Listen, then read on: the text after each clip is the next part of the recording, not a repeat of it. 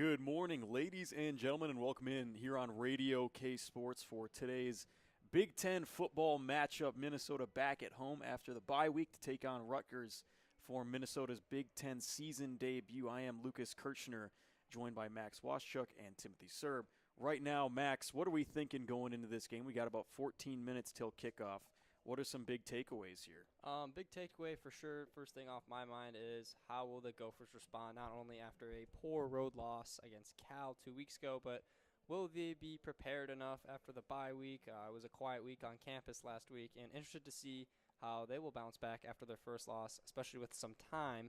On the other end for Rutgers as well, they're coming off their first loss of the year, 38-28 to Iowa, where they allowed a large amount of points to an Iowa offense that usually isn't known for scoring, but here they are dropping 38 points. So interested to see how these two defenses will play, but also how these two offenses will respond after, you could say, lackluster on the Gophers end, but just kind of underwhelming result for the Rutgers offense last week. Basically really curious to see how these two offenses will respond after their first losses of the year.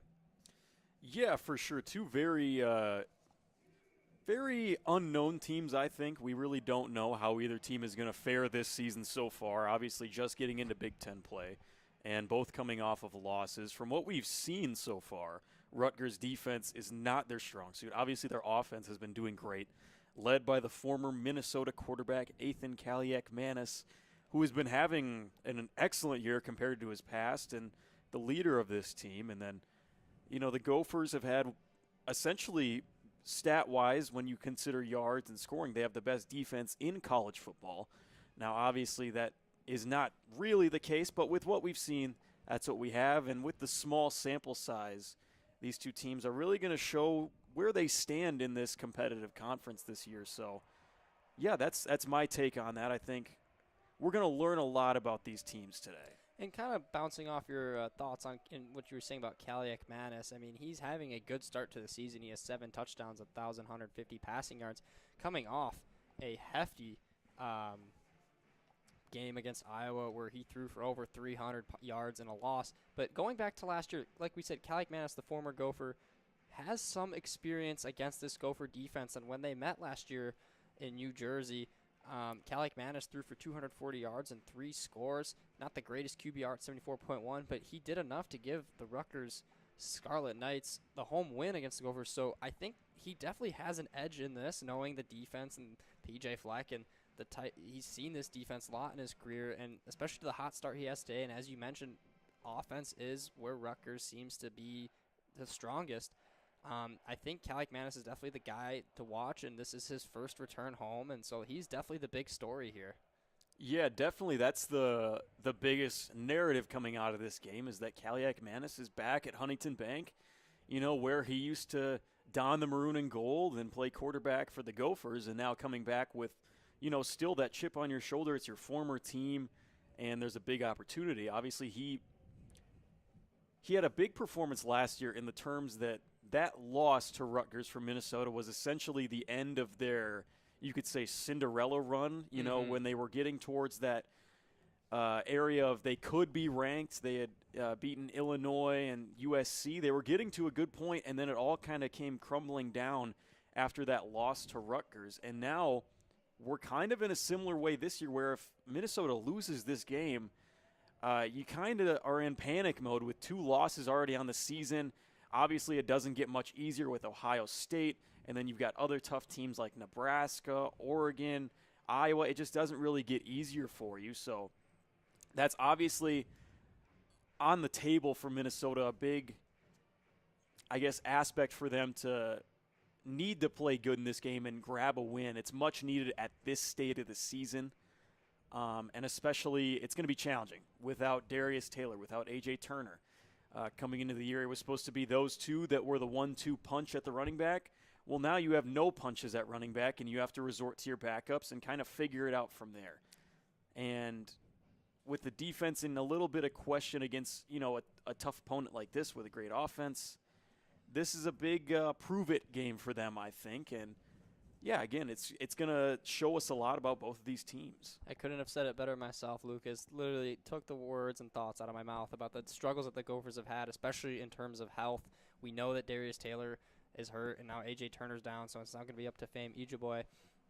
And fortunate for them, we know, Rutgers hasn't had the strongest defense this year, and Ijiboy looked okay against California where he had 16 carries for 85 yards. But it's like we said, this is a big test. This will be their first home conference game against a quarterback who pretty much everyone in the stadium is familiar with. They might probably hear a lot of boos. There's definitely going to be some animosity shown by the home crowd, and hopefully the student section who's all covered in maroon today. But yeah, this is a big test, and like you said, the schedule doesn't get easier. They go to the Shoe next week in Ohio State, and this is going to be a good conference test against a good Rutgers offense. But the Gophers defense has shown signs of promise and signs of in areas where they can defend the pass, and we'll see how Cali Manis fares. Yeah, it's definitely just such a unique game in terms of what we can see. And another one of those things being that Minnesota's coming off of a bye week, and it's a Big Ten opener. Now, in Big Ten openers, P.J. Fleck is not really the finest, you could say. 3-5 in his Big Ten openers at Minnesota. Obviously not feeling too great about that.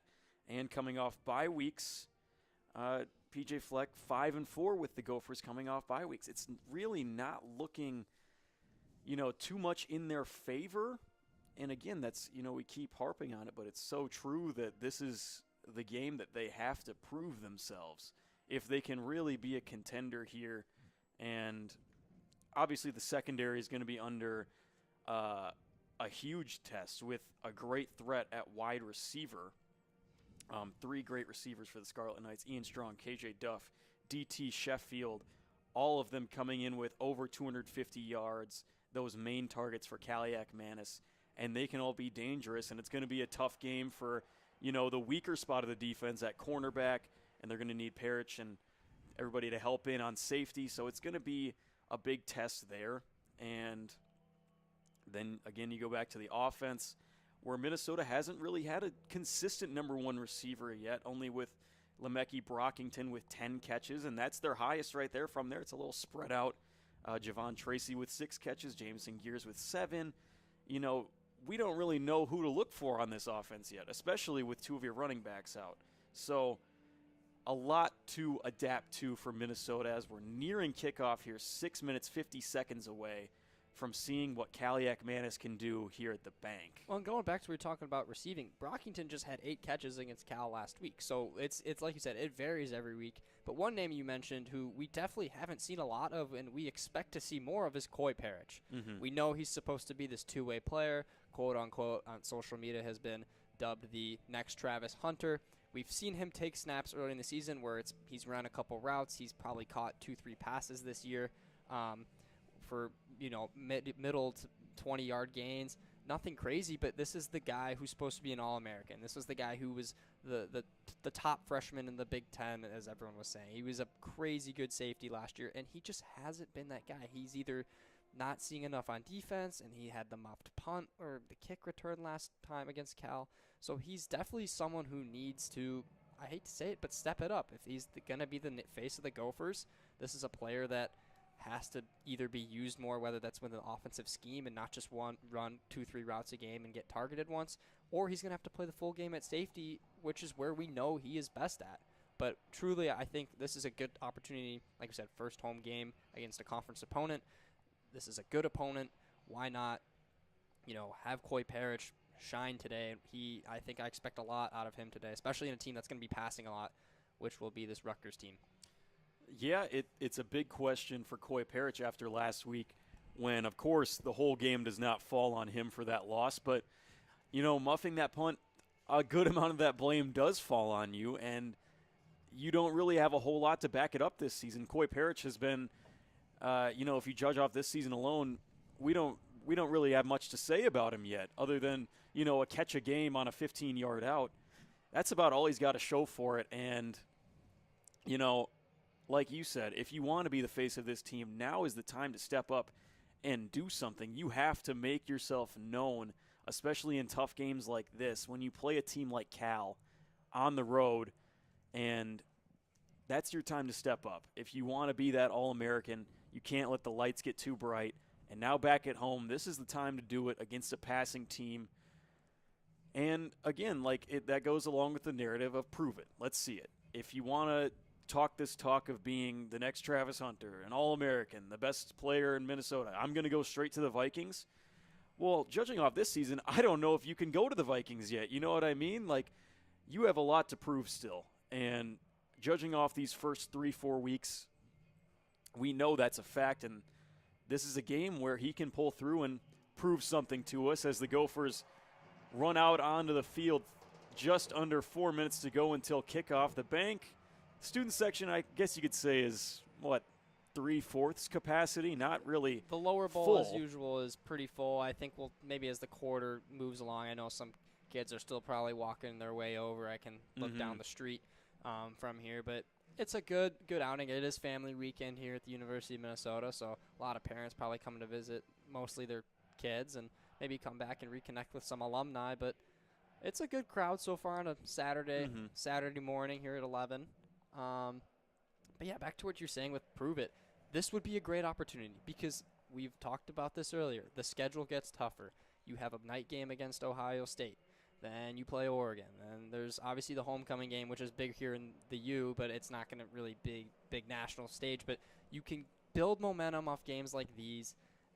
It'll not only help yourself as a player in Coy Parrish, but the rest of the team will feed off of that because he was the spark last year. The game against USC, the game against UCLA, those games where they started getting momentum, where he, was sticking his tongue out and acting like an animal. He made acrobatic plays in the end zone. He started returning every punt no matter what. That's momentum, and it sparks the other team up. If you've been on a team, there is a guy that does that. Coy Parrish is the guy. He's a captain. He's a good person. Everyone on campus likes him.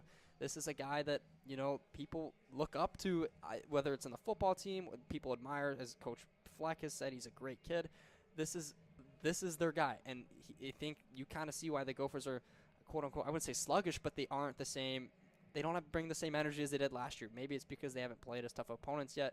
But that Cal game, from what I've seen and heard, it didn't feel like the Gophers from last year. And I think Coy Parrish is a really good opportunity here to spark the team and kind of get that swagger back that they had last year. Yeah, we can talk about the theme of these California games because, like you were saying, last year when they went to UCLA, took that win at the Rose Bowl Stadium. It was big. It was a momentum shift for that season, and now flip the script. Now this year, heading off to California, playing Cal, for Central Time, it was at 9:30. And at that point, that could be, the start of a decline if Minnesota can't kind of get these things together. And, obviously we hope that's not the case. We hope there's a lot more fight left in these Gophers this early on because you can afford to drop a few games if you want to stay in contention for being ranked, for being a competitor. But you already just took a big loss to Cal. That's already a blemish on your record. And obviously not like they're a bad team, but losing a game that early on, obviously people know in college football, once you lose a game, everything kind of starts falling off from there. And again, the schedule doesn't get much easier, but this is one of those games that you can really test yourself.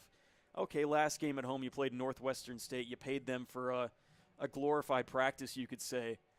Now is the real test. Now at home, this is the game that you really need to win, and we're about 45 seconds away from kickoff. And, yeah, everything's on the line for both teams, I'd say. Quickly before they kick it off, who do you think is the X factor? I think we both know it'd probably be Calumet, Rutgers, and Coy Parrish. But what's a unit of whether it's offense for the Gophers, let's say running backs, receivers, or maybe it's the DBs, what type of unit on the team do you think for the Gophers has to shine the most today? In my opinion, it's got to be the run game. That's where they've gathered so much offense in the past.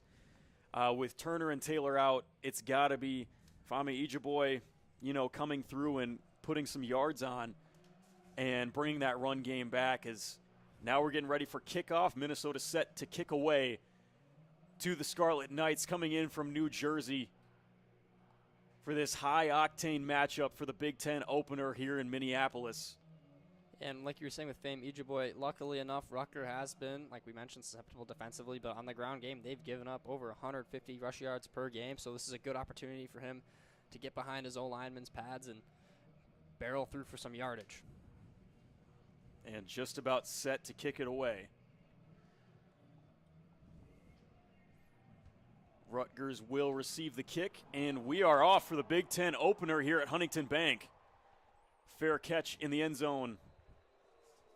Rutgers will opt to not return it, and here come the boos. As we mentioned, this is Callie McManus's kind of villainous return to Huntington Bank. He did play well at home against Rutgers, but that was a home environment, so very interested to see how he plays against a decent crowd here on a Saturday morning. And obviously playing at the bank is nothing new for him. I'm not sure how much the pressure can really get to him. He's definitely been here before. Callie McManus from the gun, 2 receivers right. Antoine Raymond to his left. Callie McManus looking to throw, going downfield, has his man for the catch and out near the 45 right away, silencing that crowd. KJ Duff with an out route there. Good pickup of 15 yards, and kind of looks like where he left off, where he was against Iowa, just completing passes and for good gains. Yeah, Callie McManus has looked fantastic so far this year, and nothing's really changed. That's the biggest point of focus for the Gophers. Back in the gun, Callie McManus with Raymond to his left. 2 receivers right, 1 left. 1st and 10.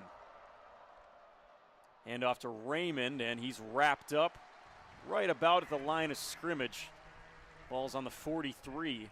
Antoine Raymond's had a good start to the year, native of Montreal in Canada, so he's a Canadian, but he's had a good start. Last year only had 457 yards, but already up to 310, and tell you what, 7 scores in your first 4 games is not too shabby. 7 touchdowns, that's that big focus point on that stat line. Callie McManus back in the gun, 1 receiver left, 3 to the right. Again, Raymond to his right, 2nd down and 9 after the gain of 1 from Raymond. Callie McManus looking to throw. Going way downfield and caught. Avoids a tackle and out of bounds near the 25. DT Sheffield, and Callie McManus is slicing through this Gopher secondary. Again, another out route run by Sheffield. It looked like there were 2 DBs there, and it kind of looked like Callie McManus was throwing into some trouble, but Sheffield, who is, again, like you mentioned, 250-plus yards on the year, already 2 scores. This is a Rutgers team that likes to throw the ball, and Callie McManus is already 2 for 2 with some deep strikes, 47 total yards in the game. Callie McManus back in the gun. Ball's on the 27. Barking out to the O-line, stepping back. 1st and 10 for Callie McManus. Raymond to his left. Handoff to Raymond. Burst of speed to the right side and taken out near the 1st down marker. A solid run for Raymond. 4 plays in, and Rutgers looks flawless, I'd say. The run game has been pretty solid. Can't really ask for more than that. In the pass game, I would be curious to see how they start implementing play action. I think that's where they could get really dangerous. Absolutely. They're a threat both ways right now. Callie McManus back in the gun, 2nd and 3 from the 20. Again, a handoff to Raymond. Fighting through the line. Looks like he got past the 1st down marker. That'll move the chains. The Rutgers Scarlet Knights have not missed a beat on this opening drive. Well, they came prepared. I bet you that had to do with Callie McManus' homecoming. He knows this game is personal, and he looks like it so far. Raymond already up to 12 yards on 3 carries, on par with how he's been this season. And tell you what, I would be really interested to see if maybe they start doing a little QB read option here with the way Callie McManus has been handing the ball off. And Callie McManus back in the gun, tight formation, 1 receiver right, 2 to the left. Raymond to his right, sends the receiver in motion. Again, handoff to Raymond, breaking a tackle, looking for the end zone, taken down at about the 2-3 yard line. Another solid run, just nothing that the Gophers can do right now. Coy Parrish there at the hit, kind of a high hit in the shoulder pads, but like you said, I mean, Raymond's just running all over them. Quick huddle, another handoff to Raymond. He gets wrapped up by a group of Gophers for a 1-yard loss. Brings up 2nd and goal for the Scarlet Knights. Yeah, I tell you what, this Gophers defense, they just look they just don't have the energy. There hasn't been energy in credit. Rutgers, they've been kind of switching up tempo between, obviously taking their time here in the play, and then other plays, they're kind of quick to the line. Definitely messing with the Gophers schemes and how they want to set up pre-snap. Breaking the huddle, Callie McManus from the gun. 2 receivers left, 1 right. 2nd and goal from the 4.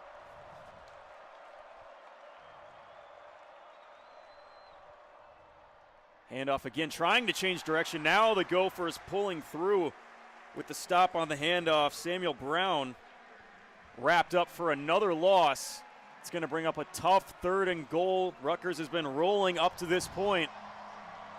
This is I mean, it's cliche, I know, but this is a big 3rd down. First drive of the game, you cannot let your former quarterback walk into his first game back at U.S. Bank Stadium and put up 6. So I would like to see a good stand here. Expect a pass. Is this where the Gophers put the clamps on Kaliak Manis? 3 receivers left, 1 right. Raymond to his left. Another handoff. Raymond trying to find his way, brought down at about the 3-yard line. That's going to bring up 4th and goal for the Scarlet Knights. I'm really curious as to why they ran the ball. Kaliak Manis, I mean, he's thrown 2 passes, and they went for 29 and 18 yards respectively. Running the ball on your own 7 is definitely a decision to make, especially with how well they've been starting off to this drive. But that's the decision that the Rutgers offensive coordinator decided to go for, and now they're going to settle for 3. Ball's on the 4. Jay Patel on to kick for Rutgers to put the first score on the board.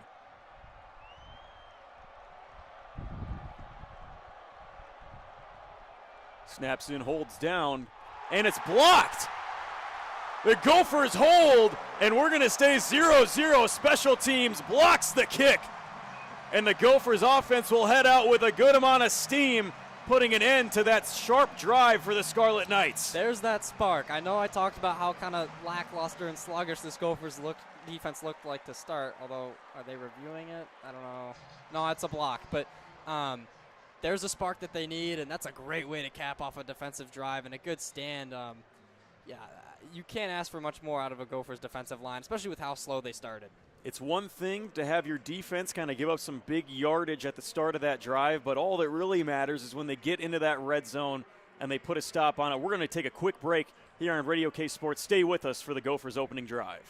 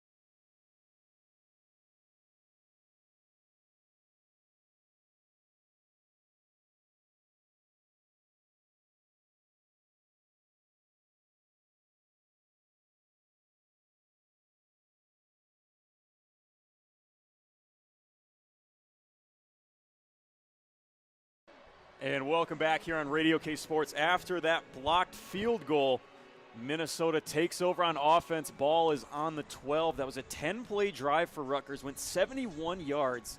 Took 5.5 minutes, but ultimately no points on the board. Now Lindsey to lead the Gophers. Looks like they got Cam Davis in at running back. Like we said, Turner and Taylor out.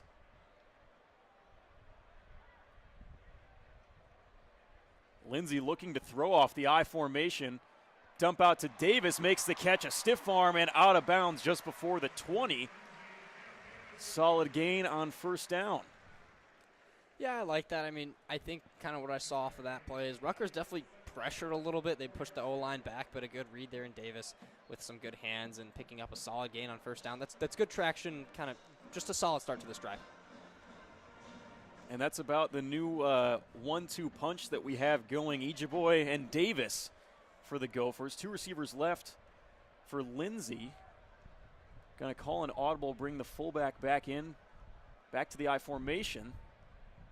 Toss out to Ejeboy, got some pressure on him, trying to get some yardage and taken down out of bounds at about the 15. Looked like a short loss of yardage there on the first run. Yeah, tell you what, Frank Bierman, who's the tight end lining up at fullback, definitely missed a block there on the toss to the right.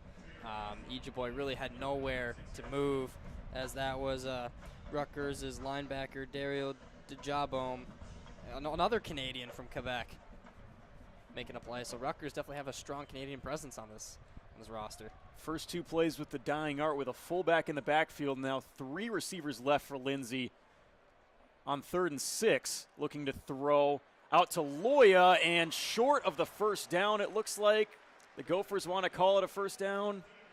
He was awfully close to the marker. We'll see where they call it. It's a 5-yard gain. It was 3rd and 6. Oh, interesting here. What do you do? And they're going to send out the punt unit, and 3 and out after a momentum shift like that. Definitely not a great start for the Gophers offensively. Well, and I tell you what, on 2nd and 4, I'm not the biggest fan of an outside pitch run. Let's get some consistent yardage, especially when you're kind of pinned deep in your own territory. Frustrating start to the game, and we'll see how this punt goes, but Rutgers could be sitting with some good field position. Punting away. It's a short punt, out of bounds just after the 40, about the 35, so decent starting field position for the Scarlet Knights, as Rutgers really couldn't be stopped until they got to the red zone last drive, and now they're going to come back out and see if they let Kaliak Manis air out the ball a little bit. Like we were saying, we were surprised they didn't let him do it more. 2 for 2 on the day so far with 47 yards. The unofficial QB rating on that is 297.4, and Raymond got 6 attempts for 27 yards. Definitely not bad by any means. It was just that red zone stop for the Gophers. Yeah, and interesting enough, I'm looking at just the one drive the Gophers had on offense. Lindsey has 11 yards passing, so you'd think they'd pick up a first down, but that 2-yard loss by Ejeboy on the pitch to the right with the missed tackle by Frank Bierman obviously doesn't help to the drive. Not the best start, I would say. I mean, obviously it's the first drive of the game, but let's see. It's scary because you saw how Rutgers moved it on that first drive, how precise Kaliak Manis was on his 2 passes. And especially with how Raymond was running the football, whether it was outside runs or runs up the middle, the Gophers defense could be in for a long, long day. And not to diminish points on the board. Obviously 3 points is 3 points, but all you really did so far was give up 70 yards and then block a field goal. Right. And then just give the ball right back to Rutgers. There's not really any showing of strength for the Gophers other than that one play. Obviously, that's a big opportunity coming off the momentum. You need to score something or at least move the ball.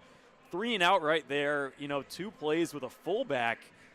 I don't see the vision, and obviously they're going to have to change something on their next drive. But as of right now, sending Kaliak Manis back out, and I think Rutgers isn't sweating that field goal too much. I'm curious to see if Minnesota can change anything on defense. Well, not even that, but the defense is going to be out there for another long drive. That's the thing. You don't give the defense any rest. You don't give them any time to recover after such a long drive, and where they rewarded you with a blocked kick. And the other thing is, I mean, Kaliak Manis, like we said, he's going to have an opportunity to have those DBs flying around all day, and they're going to play with tempo. So not the most ideal start for this offense because they only put their defense in a more tiring situation. And good field position for Rutgers, obviously better than their last drive. Ball is on the 38 as they're lining up. Media timeout's just about set to be over. Kaliak Manis from the gun, receiver left to right. You can hear those boos start to filter back. And again, Brown to his right. 7 minutes, 30 seconds left in this first quarter. Kaliak Manis looking to throw. Another throw outside. Caught, but wrapped up immediately and shoved backwards. They're going to give him forward progress on that. Tell you what, Zaquan Bryan, I thought could have possibly jumped that out route there. I know he wrapped him up for the tackle, but that was awfully close. And a good tight pass there by Kaliak Manis. Yeah, definitely a tight window. And another one that we were just talking about earlier, Zaquan Bryan, that's another pass where he probably could have made a play on the ball, but maybe just a little sheepish as it's coming towards him. Now Kaliak Manis again, 2nd and 3. 2 receivers right, 1 left. Again, barking out at that O-line, seeing something.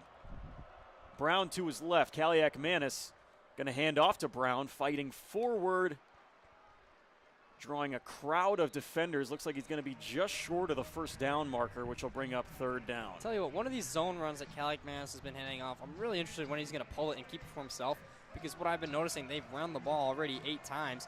At some point, Kaliak Manis has to pull the ball and go, because he's got the whole left side open. Quick play, Kaliak Manis play action, dump off, and wrapped up just past the 50. It's going to be a 1st down, so Rutgers moves the chains on a dump off to Kenny Fletcher Jr. And kind of what I was just saying, he does the read option play action, and he was moving that way, shadowed there by the Gopher defender, Carter Menz, but this time he dumps it off to his reliable tight end, picking up the 1st. Yeah, obviously these RPOs are going to work really well for Rutgers. They've got the Gophers sold on the run right now, surprisingly, with how dangerous Kaliak Manis can be. 1st and 10 from the 49. Sent Duff in motion.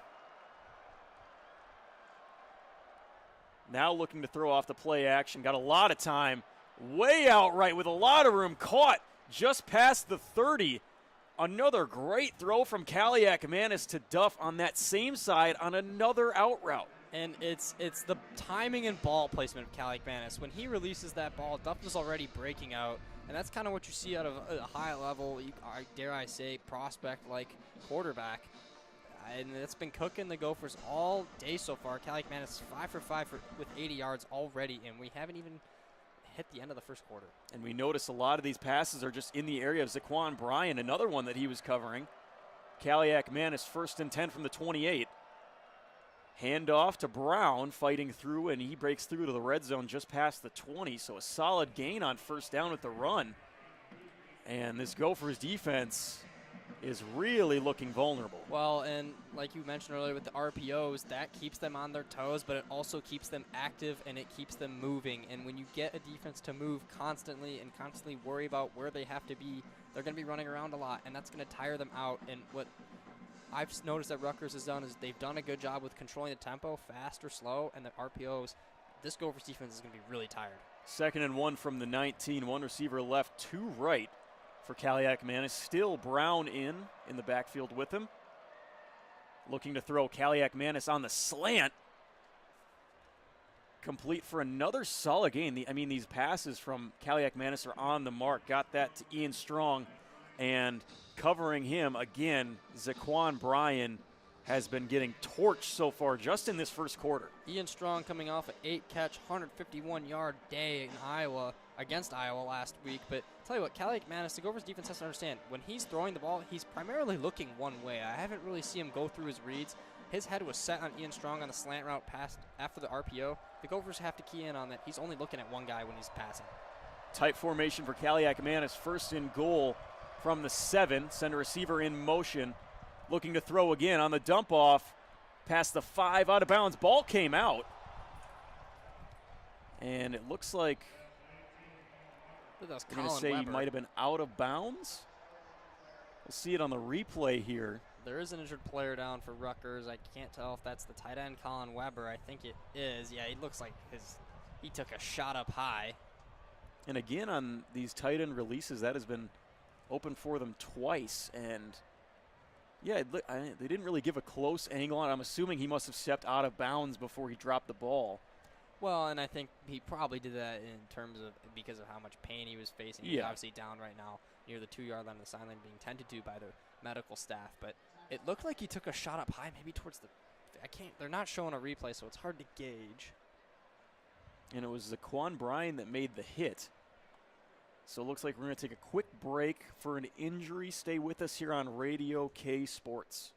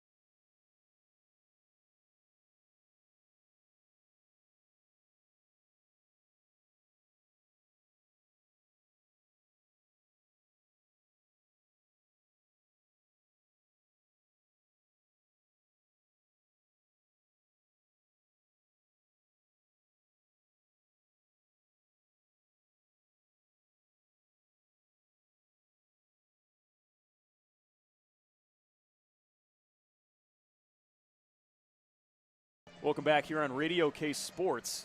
As we took a short injury timeout after that dump-off pass, it looks like they're not going to give the fumble to the Gophers. We didn't really get a great angle on it, but Rutgers still with the ball.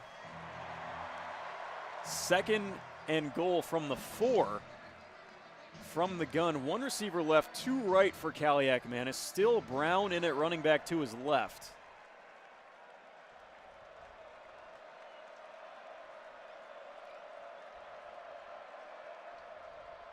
Takes a snap, looking to throw across the middle, and caught for the touchdown. Rutgers gets on the board to DT Sheffield, and an absolute silencer here at Huntington Bank.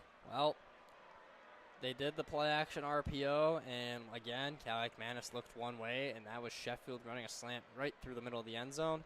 And tell you what, Kaliak Manis has not thrown an incompletion yet. He is starting hot, and he's kind of feeding off that energy he had against Minnesota last year, and he's definitely feeding off the villain energy he's given it. He's showing us today here in his return to Huntington Bank. Absolutely. Now on for the extra point is Patel. He'll try again from about the same distance.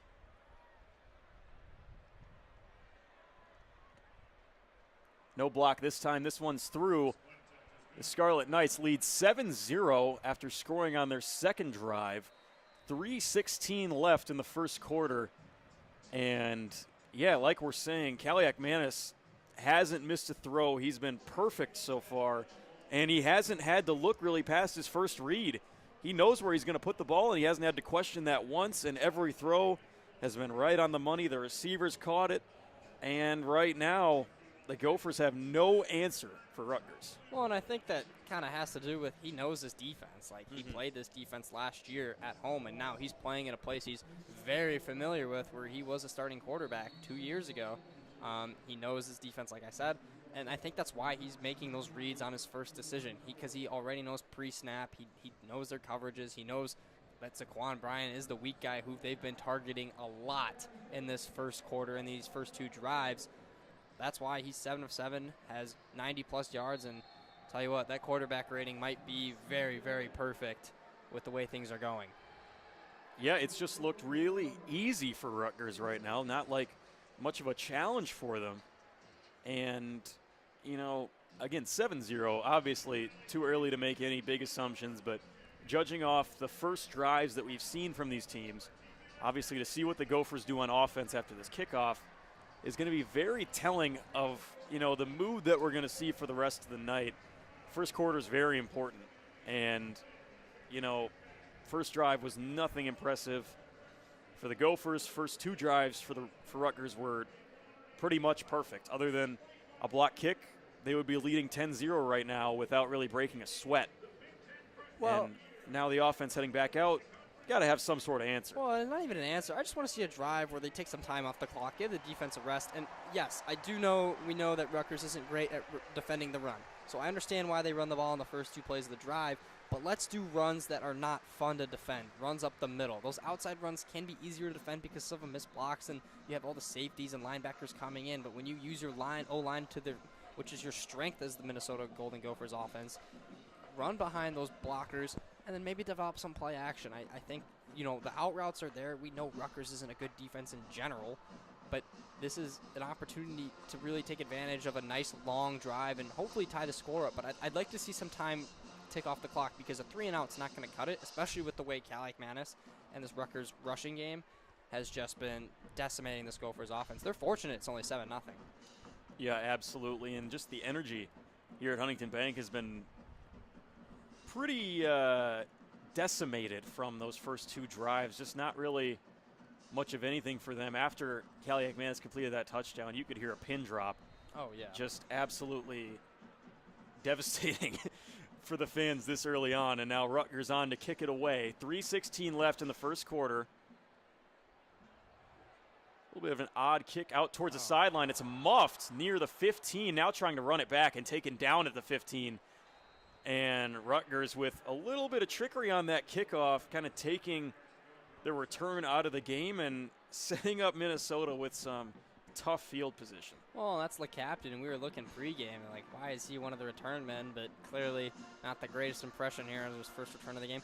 Interested to see. I mean, I know it's not the wisest decision to let that ball drop, but that was awfully close to the bounds there, to the boundaries. And I'm wondering if you maybe could have picked up a free 40, but nonetheless, the Gophers take over, not in the greatest position on their own 17. On the 17, Lindsey from the gun, 3 receivers right, 1 left. Looks like Cam Davis to his right.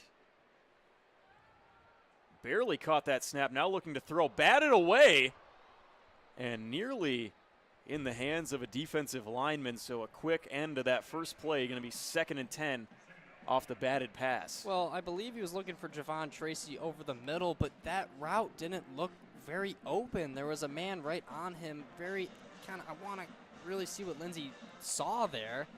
If he was looking for Tracy on a little hitch route up the middle, probably 5-6 yards, that was not open. 1 receiver on each side for Lindsey, 2nd and 10 from the 17. Back in this I formation. And now breaking out 2 receivers right with the single back. Play action looking to throw. Lindsey, again, just a dump off to Davis, makes the grab and gets out near the 30, and that will move the chains. So obviously not the most exciting play, but Cam Davis gets it done on the dump off and moves the chains. Yeah, a lot of motion pre-snap from their fullbacks who are listed as tight ends. That was Pierce Walsh, number 19. I don't know why it's different this time if we haven't really seen that earlier this season, but maybe that's because they know Rutgers is not the greatest running defense. Makes a little bit of sense there. Now 2 receivers right, 1 left for Lindsey from the 28, 1st and 10. About 2 minutes, 25 seconds to go. Now a handoff to Davis, spins away from a tackle, and finding some open room out towards the 35. A solid run from Cam Davis. Cam Davis already getting active early. We thought it would be Ijiboy, we thought it would be Davis, but Davis so far has been the better back. Had a nice first down reception, and how about that spin move, evading away from the big arms of Keshawn Griffin and getting a solid game of 7. Yeah, would have been a big loss. He was wrapped up there, made the play, got to the outside, and got a pretty solid gain. Now it's 2nd and 3 from the 35 for Lindsey. 2 receivers left, 1 right. Now Ijiboy to his left from the gun. And hand off to Ijiboy. Had some room. Looks like he just tripped, and you can tell he's upset with that. He had a lot of open space. Now it's 3rd and short. Don't get too cute. That's what I would say to this go. They're bringing out some tight ends, so I think they'll hopefully keep it up the middle here. Interested to see, though, if we're thinking in the future, if they don't get this, how does Fleck play this potential 4-down territory? I think it's 4-down territory here. Important play, tight formation from the gun. Hand off to Ijiboy, and he's wrapped up for the loss. And all the nightmares are coming true for the Gophers. A brutal 4th down. Yeah, I don't understand why you would go quick there, and it's especially an inside zone run. I don't know why you have all these tight ends playing fullback. Why not stay true to your method and thought process of let's play heavy football, especially against a weaker D-line, and the D-line's going to jump on you if you're going to run a zone play. And just an interesting call. Out of all plays that P.J. Fleck has chosen to run the I formation with a tight end, I don't understand why not the 3rd and 1. Exactly. Really odd play call there, and now punting away. Just 2 brutal drives now to receive it. Just fair caught right before the 30. Again, good field position for Rutgers. And that brings out that dangerous offense with 22 seconds left in this first quarter. You know, things are looking pretty grim for the Gophers right now. Well, it's not good when your offense is 26 yards and the Rutgers starting running back Raymond has 27 himself. Not very happy and pleased, especially whether I'm a student or a fan or even up here in the booth commenting for the Gophers. This is not an ideal start because this is an offense that has been mowing through you, and you're just giving them more opportunity, and the defense has had limited rest. Yeah, defense has been out there for most of this first quarter. Now back again from the 32, Kaliak Manis from the gun. 2 left, 1 right for him. Looking to throw. Pressure's on, evades the sack, and now taken down in the backfield. Kaliak Manis loses yardage on the sack, and a big play for the Gophers defense. Screen showing Devin Eastern is the one who probably got to him. There were a swarm of maroon and gold players that got to him. initial pressure there by, I believe that was Devin Williams who got to him first. Yeah, it was Devin Eastern who got to him eventually, but that's a good response by this Gopher defense. I think that's a positive start to this third drive that they're defending. And another good play from that defense, looking to see if they can capitalize on it. That's the end of the first quarter. Rutgers leads over Minnesota here at the bank 7-0 here on Radio K Sports.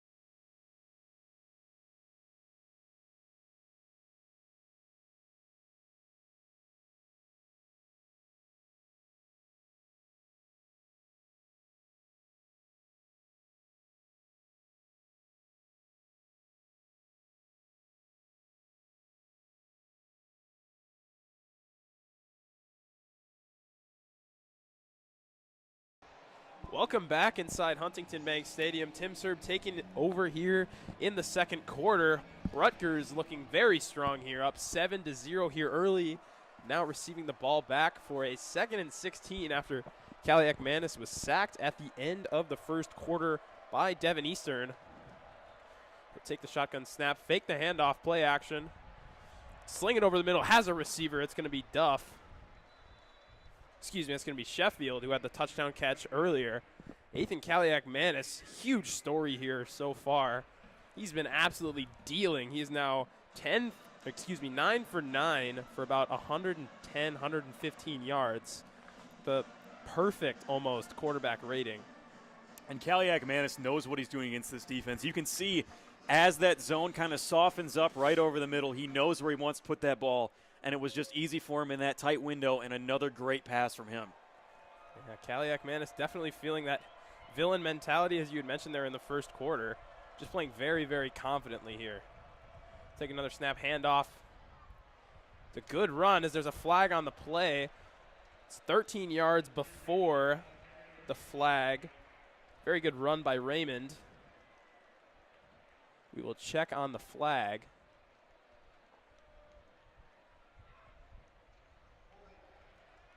Be a defensive holding, so the run will stand. 13-yard gain there for Raymond. Really, the Rutgers offense just working on all cylinders. The pass, so far perfect. The run, for the most part, perfect. Raymond has 40 yards on the ground on 7 carries.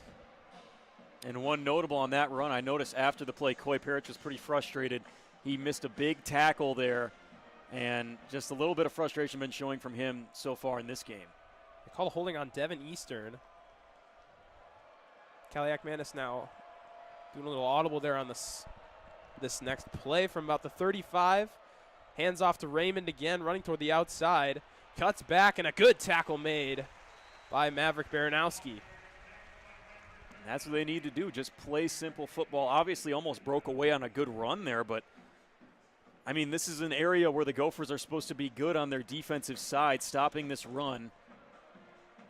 Yeah, and something we've seen from the Cal game is that while the Gophers secondary had been getting off the passes, they'd been pretty solid on the run defense. Not so much here today thus far. Kaliak-Manis once again with a running back to his left. 2 receivers right, 1 left. The play action again over the middle, just high for his first incompletion. He's looking for Sheffield again on the slant route. It'll be 3rd and 8 for Rutgers. And obviously we're a Gophers-centered broadcast, but that's a throw that obviously that catch has to be made. Kaliak-Manis put it right there.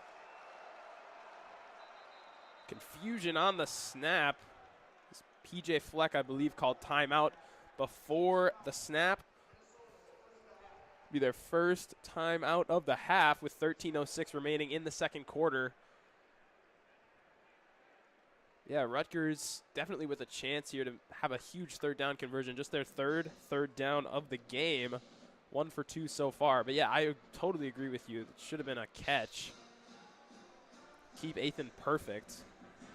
And he's just been really impressive with everything he's done. I mean, he hasn't made a bad read all game. Not like he's had to make many, but it's usually just his first read is open. He puts it right there. The receivers make the grab. Obviously, this is the one exception with the drop there. And a big 3rd down, but I honestly don't think Rutgers is feeling a lot of the pressure with the way they've played so far. This 3rd down still seems very feasible, I think. Yeah, as I used to say my freshman year, it was 3rd and Kaliak manageable. Very good acronym there. It will be that 3rd and 8. Same exact play setup as last time. 2 receivers to the right, 1 to the left. Raymond back in. Kaliak-Manis barking orders to his O-line. Take the snap now, and he'll hand it off to Raymond. He's going to get just about to that 1st down marker. I think they're going to give it to him. Yep, chains are moving. It's a PJ Fleck type of play call there on 3rd and 8. Going with the run, but Raymond, a very strong running back. I don't see a reason not to give it to him there, and paid off for Rutgers. Yeah, another big conversion, just a big play for Rutgers. It's just a big 3rd down like that. You get your energy up, and it's just another silencer. Just the defense has been allowing everything to the Scarlet Knights. It was a beautiful scheme there by the Rutgers offensive line. Not that the Gophers were bringing too much run pressure as they'll go back to the run there. This time swallowed up for no gain. That was Carter Menz with the tackle getting some playing time.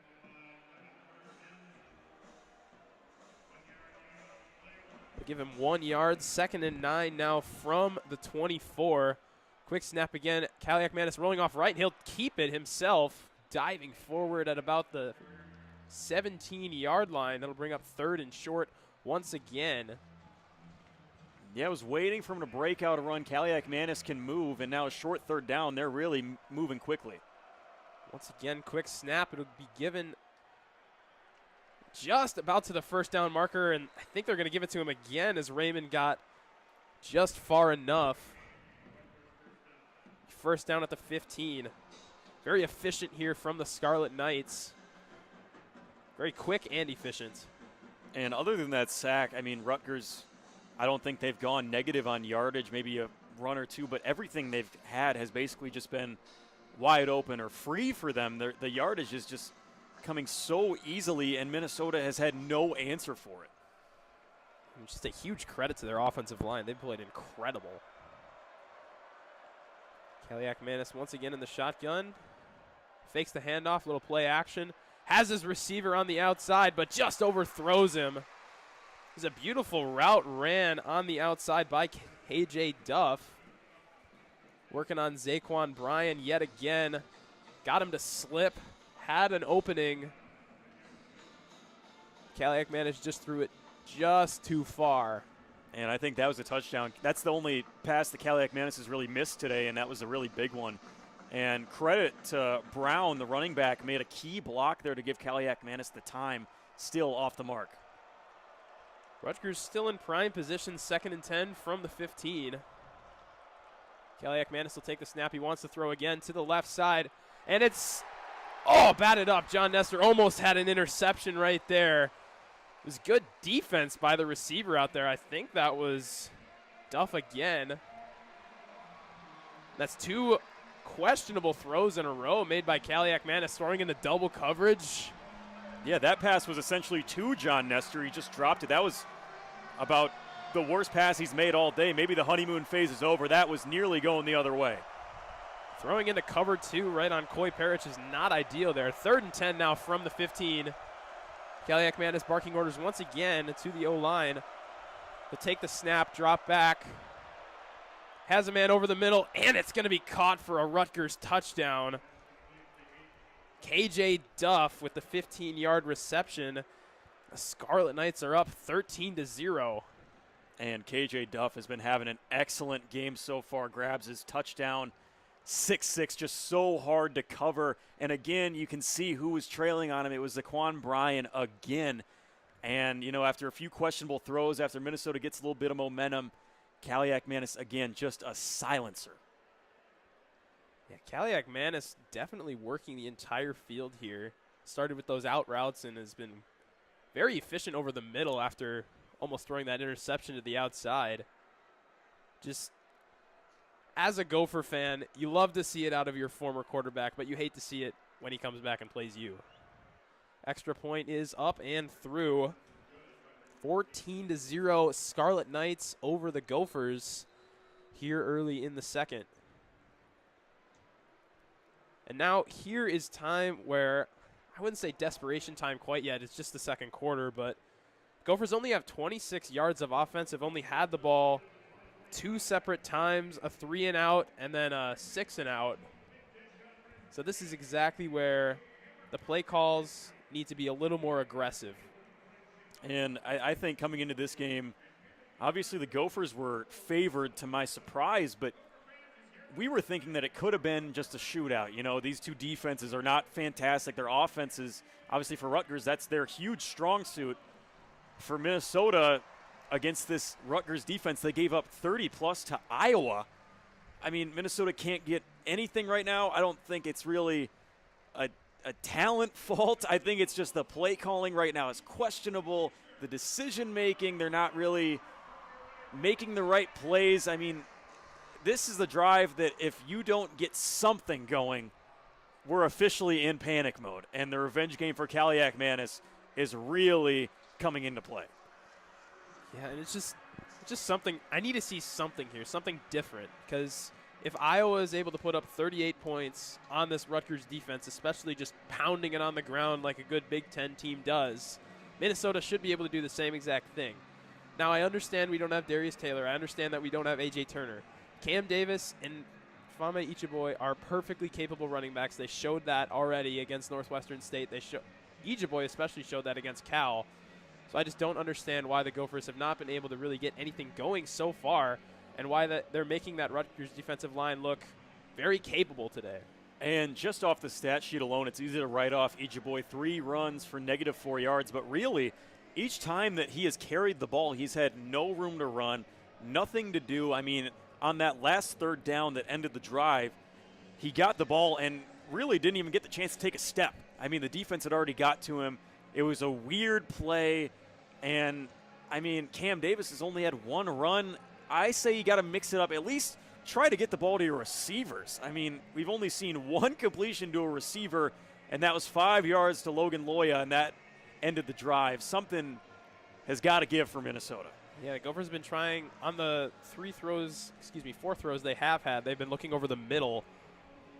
One of them got batted down and almost intercepted. And I guess just a little bit of a hesitation there from Drake Lindsay, but you'd love to see some confidence plays being given here, something to get the Gopher offense rolling.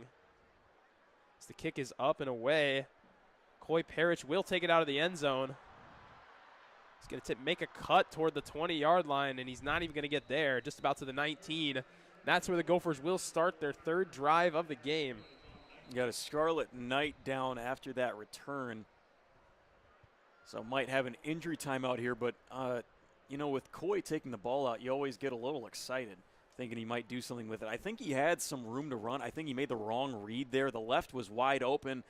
He kind of took a stutter step and looked for a second. I mean, it was not really a great decision on his part, which is kind of the theme of what we've seen from him these last few weeks. But, again, that's not the way you want to start the drive when you're kind of trying to build some momentum. But at least, you know, they're giving a shot at it. Yeah, and I don't hate it at all out of Coy Parrish, especially after the muffed punt last week. You may as well just give yourself a little bit of confidence and try and just establish, yes, I am a very good punt returner. I am a very good kick returner. I can catch the ball. I can run. Just didn't work out quite that time as he hesitated after he got to about the 15. Cut back to the right where all the traffic was. Would have liked to see him try and use his legs a little bit to the left. Rutgers player still down. Couldn't quite see who that was. Indications where it was number 34, Noah Shaw. But we'll take a quick break here for the injury. We'll be right back. You're listening to Radio K Sports.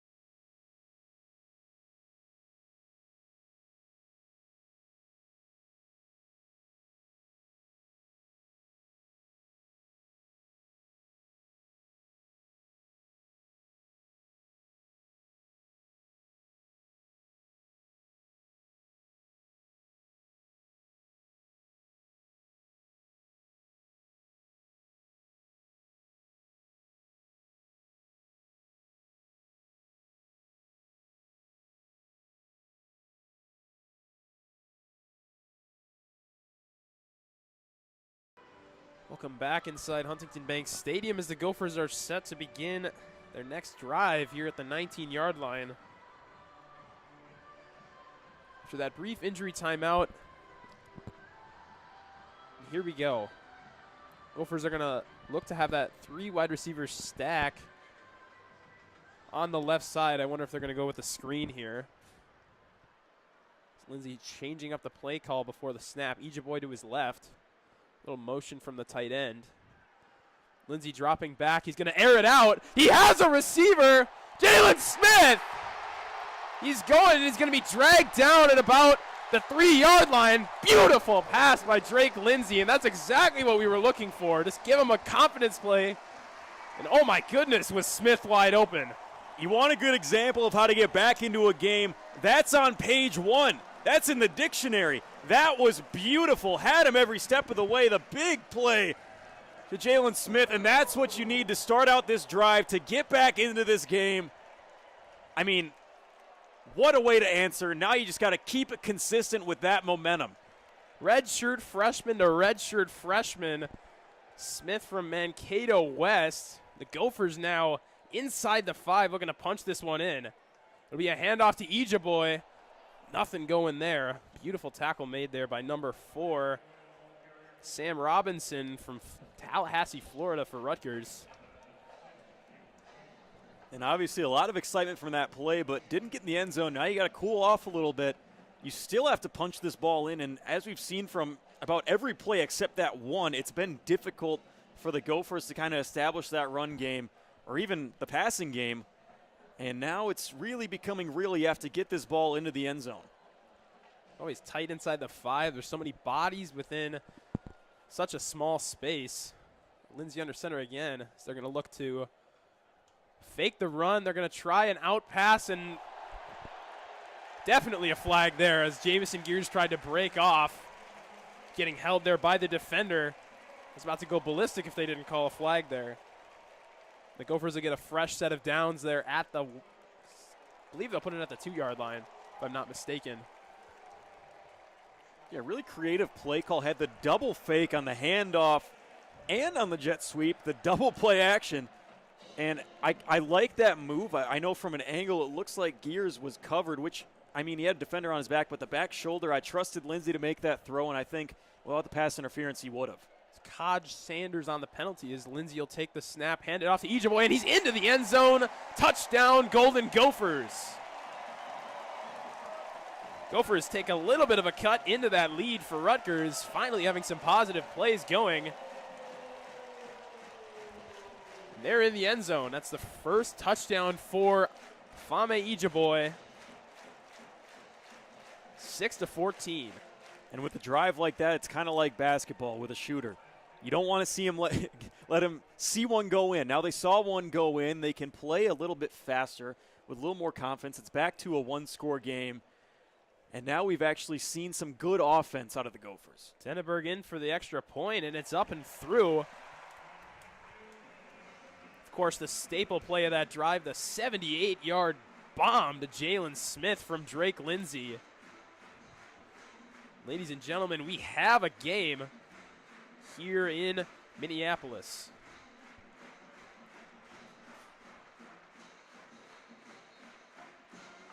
See, that's what I like, is that second and goal there that drew the penalty. So just mixing it up a little bit, even just making the defense just a little bit scared and wanting to hold there on the route to try and prevent something. Gives you a little spark, gets you right in the end zone on first and goal, something that we hardly ever see out of the Gophers. And just what a play to set it up. I mean, you can't really say that enough.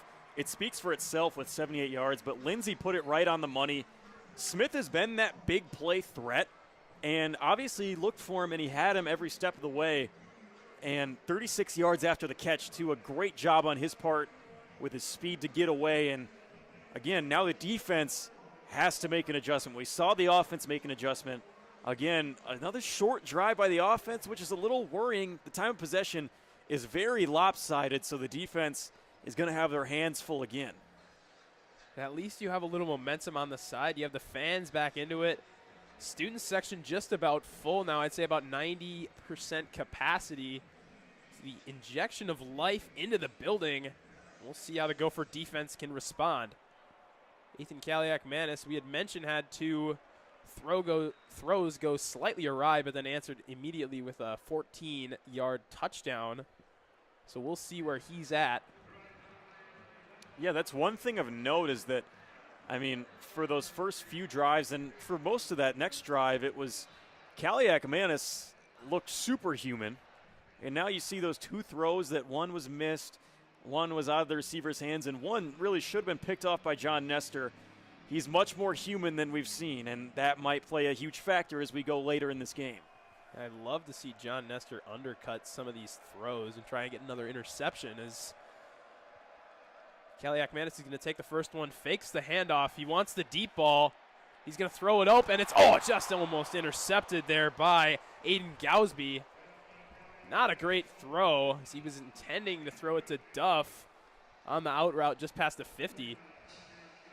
Ethan a little indecisive there. He almost gave the ball off. Was running alongside him for about 2 yards, as we used to see him do here. Then thought he saw a play, just underthrew him by a couple yards. And an interesting talk when you talk about the mental game of a quarterback. Obviously an experienced quarterback, but now playing with a score on the board from the Gophers, this is a little bit more of a game for him. Kaliak-Manis barking orders to his offensive line once again. Definitely working a lot on those audibles. So he'll hand it off. About a 3 or 4 yard gain for Raymond. It'll be third down. You'd love to see the Gopher defense get right off the field here. If I had to guess, they'd go with, exactly the play that I'm thinking here. They're going to do 3 receivers to the right. I think they're going to send one on a slant, something that they've gotten a couple first downs on here early. Does he go with the out route? It's picked off by Kerry Brown. Undercuts the route, and he's still going. He's going to look to get to the outside of the offense. Still on his feet inside the 10 and to about the 7-yard line. Kerry Brown, the sophomore. Beautiful play to undercut that route. He wanted the outside ball. But Kerry Brown was there. As I was just saying, this is much more of a game for Kaliak Manis, and he is human. Right at the start of this game, the Scarlet Knights were alive. Right now, Kaliak Manis is seeing ghosts. He's thrown about 3 interceptions, with only one of them really being caught. Kerry Brown ran about 30 yards cross field, trying to bring that one to the end zone and just set up the Gophers with a chance to tie this game at 14. And just like that, just off a few big plays, Minnesota's back in it. 2.5 minutes of game time separate a 14-0 game, and what the Gophers would love to be a 14-14 game. Kaliak Manis' throw before was about 5 or 4 yards to the left of his target. That one about 5 yards under his target. It's like you said, he is human. Gophers want to punch this one in here. Going to start at about the 8 or 9 yard line. Lindsey under center. He's going to fake the handoff. Throw over the middle. A beautiful catch by Lemecki Brockington. Touchdown, Golden Gophers.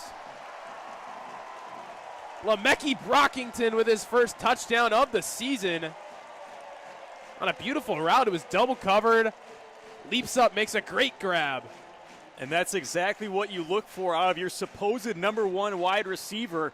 Just took him one play after the interception. Lindsey put it in a great spot where only Lemecki can jump up and grab that ball. And just like I said, set up in a great position. We've got ourselves much more of a game than we thought. Brady Denneberg for another extra point. And it is through. We have a tie game here in Minneapolis. 14-14. Just under 8 minutes to go in the first half. I think your early prediction of a shootout is definitely possible. Man, what a great throw by Drake Lindsey. And what a bad throw from Kaliak Manis. I mean, 2 opposite ends of the spectrum. Like I said, he's seeing ghosts. I don't know what he's seeing out there. And like I said before, if all of those interceptions are caught, this is an awful game for Kaliak Manis. Those are throws that are completely off in the hands of defenders, and if they just make that catch, this game is very different. Now, I think this is the Kaliak Manis that Minnesota fans were used to seeing when he was here.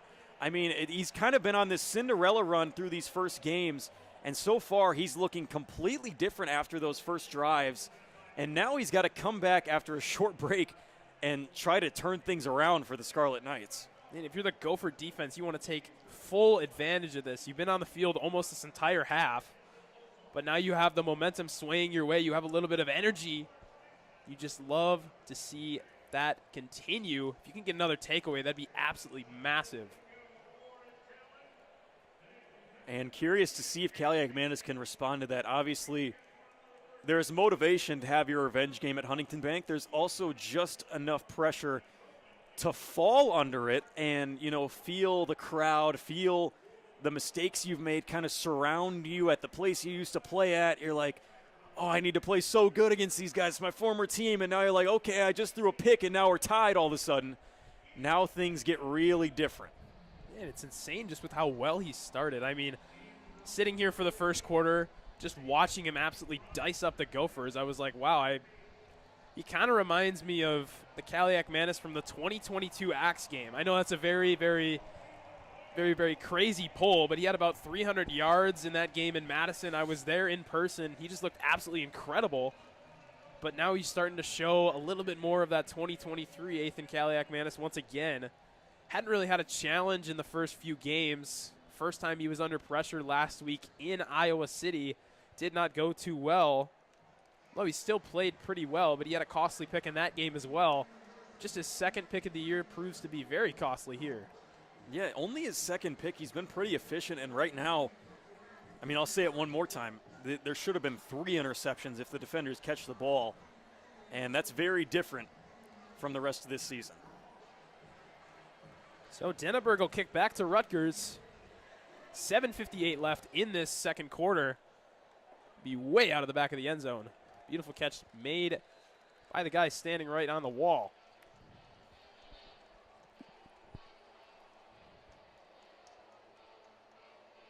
Looking at some statistics, Kaliak-Manis' stat line doesn't look too bad. 10 for 15 in the air, 129 yards, 2 touchdowns to 1 interception.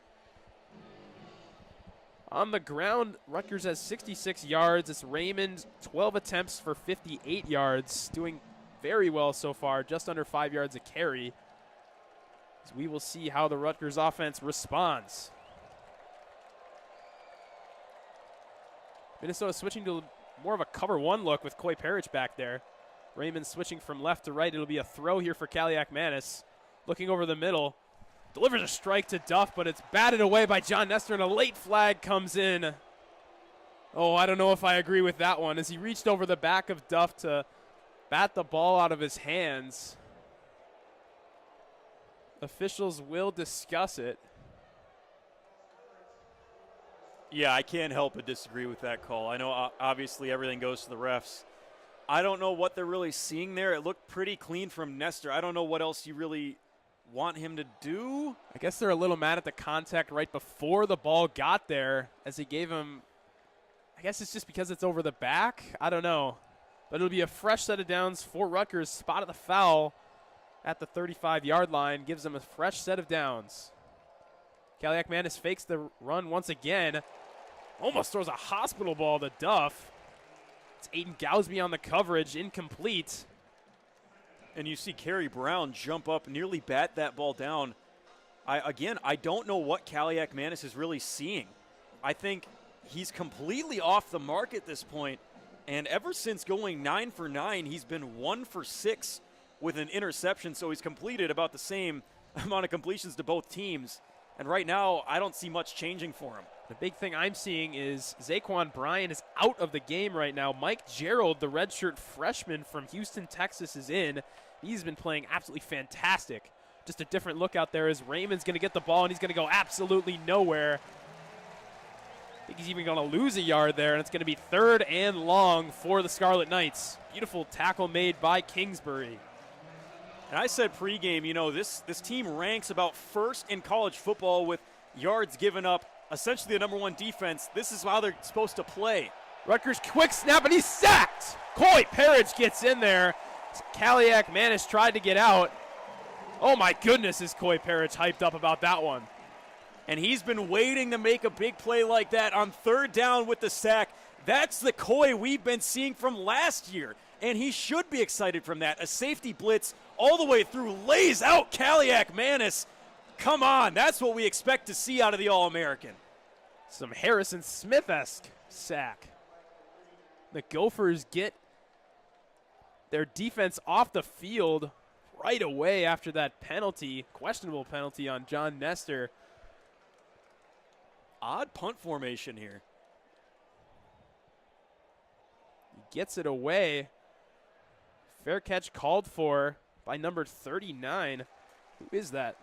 Not on the roster. Not even on the roster is who caught that punt. Doesn't even have a name on the back of his jersey, but Gophers not going to send Coy Parrish out there again after his beautiful sack. And Drake Lindsay will get a chance to put the Gophers ahead here with 6.5 minutes to go in the first half. And I can't help but speak about that play again. I mean, Coy had it for his entire run. He saw out Kaliak-Manis, had the route on him, and laid him out. He dropped that shoulder, dropped Kaliak-Manis, and what a way to respond to him. Well, it's about the 3rd time the Rutgers have tried one of those routes where Kaliak-Manis runs along with the route. Coy Parrish had seen enough as Lindsay will take the first snap. He is looking deep again. He'll elect to throw it away. Very smart decision there as his receivers downfield were very well covered. He wanted Jalen Smith again, but he was in double, if not triple coverage. Yeah, I like the IQ there from Lindsay, not trying to force anything. Easy to think ahead of yourself after the throw to Jalen Smith, after scoring again. You know, it's a great decision to just throw that one away, wait for your next play. Don't try to force anything too bad. Very impressive poise from the redshirt freshman, not letting the emotions get the best of him. 2nd and 10, no harm done. Lindsey under center, Ejeboy back. Little motion, they're going to want to throw. Lindsey go over the middle, just through the hands of number 19, Pierce Walsh, the tight end. That's one you got to take down as a tight end. Yeah, that's a catch that just has to be made at this level. I mean, right across the middle, it's in his hands.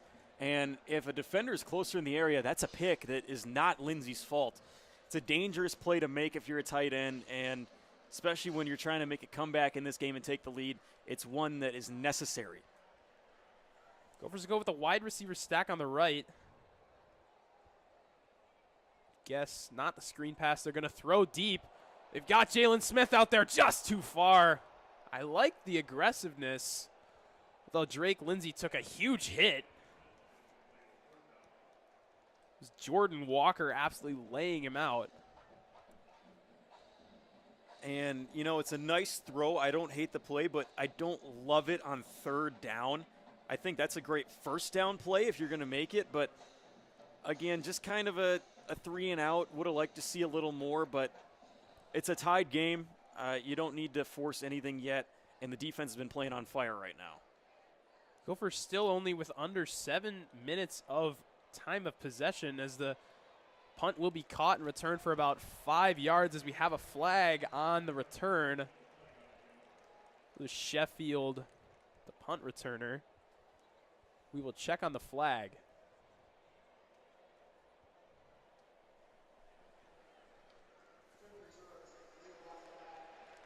Illegal block in the back on Rutgers will set them back even further than the 35-yard line.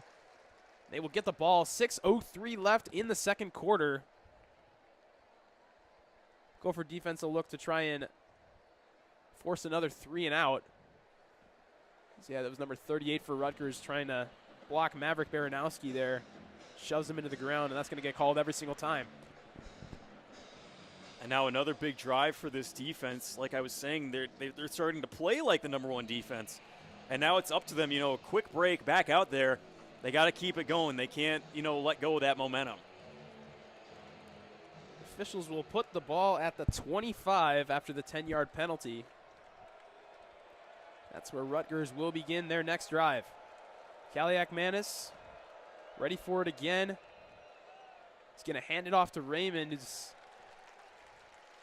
slight yardage there as Devin Williams meets him right there. And a swarm of Gophers, 2-yard gain on first down.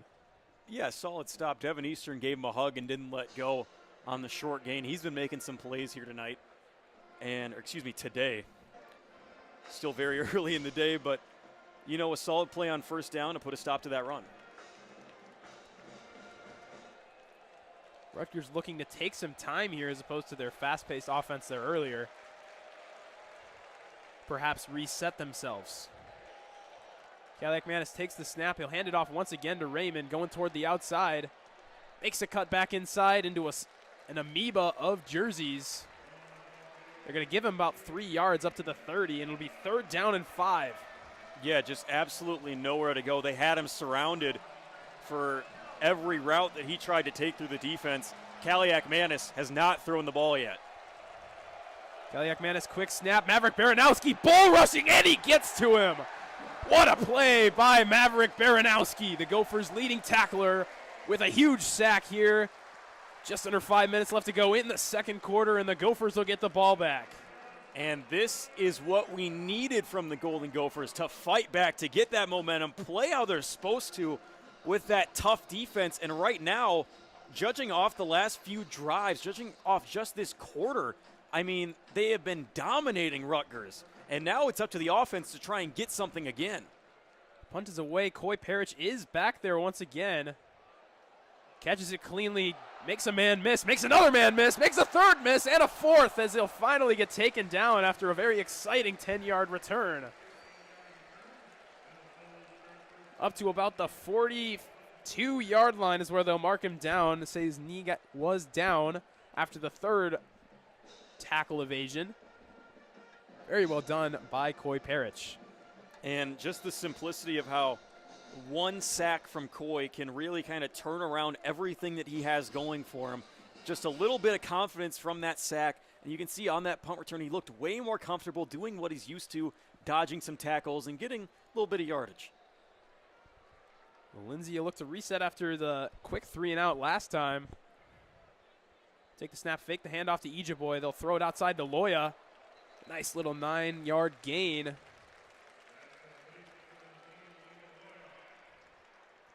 Excuse me, 5-yard gain. Just a quick little pass, quick little completion to get the drive going. Want to avoid those. They missed a clear hands to the face there on the Rutgers defense. They just showed it on the replay.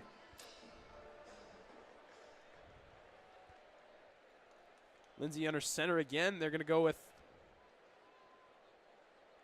Cam Davison as the back. 2 receivers right, 1 left. Lindsay will take the snap. It's going deep. Has a man over there.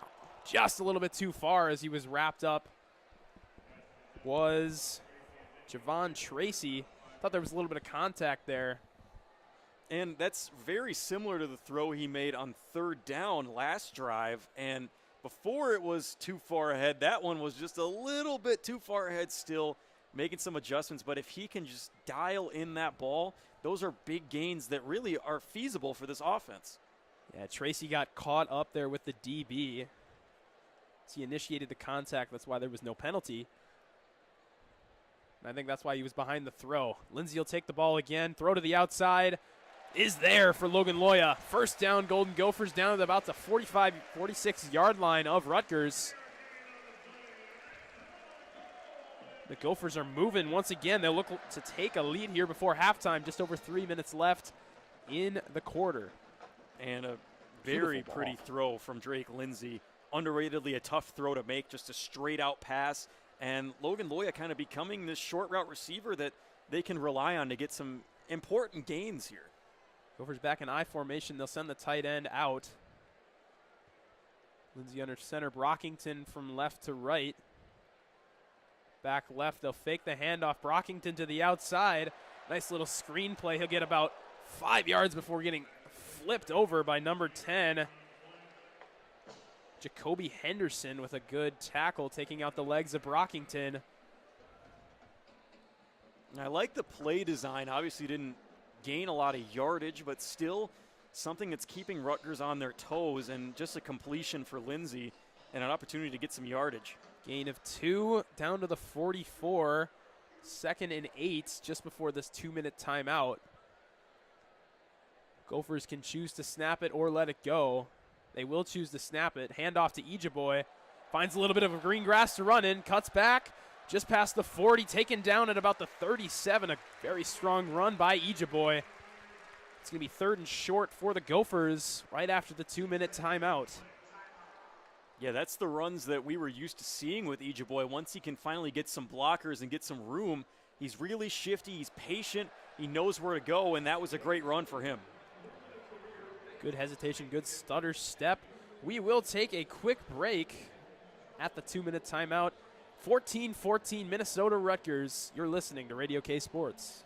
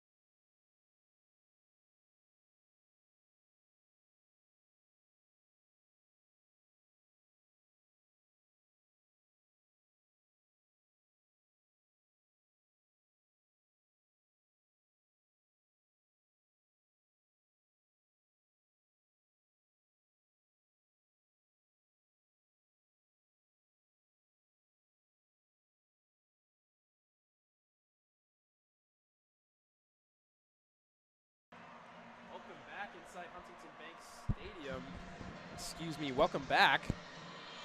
Little score update from around college football in the Big Ten. Number 21 USC playing number 23 Illinois. Illinois up 14-7.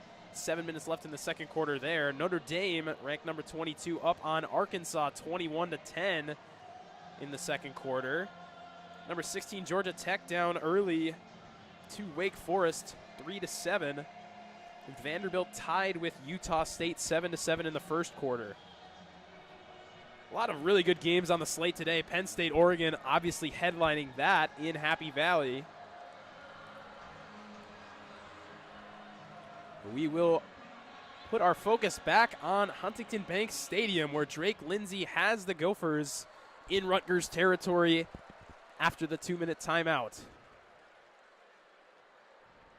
Big 3rd and short here. Even if they don't get it, I think they have to stay on the field. But, again, really important conversion. Once again, you'd love to see like an I formation or something here that they seem to love so much, as it'll be Lindsay in the shotgun. Cam Davis is running back. Only one receiver. So they will hand it off to Davis, who finds a little bit of room. It's going to be a difficult one on the spot. Looks like the referees are going to give it to him.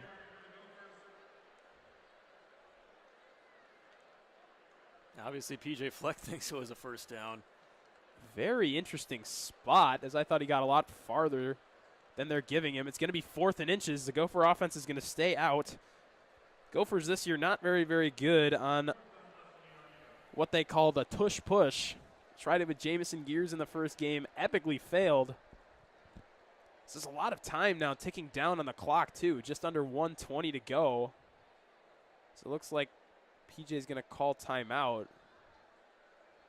Yeah, I mean, it makes a lot of sense. This is a 4th down you have to go for. Such short distance as well. I think they should get it if they can drop a play. And, you know, just in case you don't, you're taking that time off for Rutgers and really making it less possible for them to come back if you do fail and make a drive down the field. What do you see here on this 4th down play? I feel like they're going to try some trickery, and I just don't know whether it's going to work or not. I would like to not see some trickery personally. I think that this whole I formation trend of the day has been a little silly, considering this is, you know, this is a classic football situation. 4th and so short. I mean, you could try and go back to the QB sneak. I know they've done it a lot in the past, and I could see that working. Either that or just use the I formation for what it's good for. Just give a short run up the middle. Just try something. I mean, at the end of the day, it's funny how short that distance is and how hard it can be to actually pick it up. And one thing to consider here is you have a quarterback who is 6'5". If you just have him fall over, you get a first down. That is not what the Gophers are going to elect for here. Is Lindsay's out of the shotgun. Low snap. Give to Cam Davis. Oh, it's going to be close once again. We'll see where they put it. Early indication is that it's no good.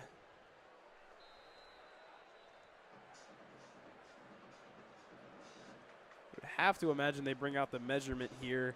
I mean, it's such a short distance. You think if he just gets to the line and falls over. Ooh, it's a very bad spot. From that angle that they just showed, it looked like he was short, but just barely as he dove forward.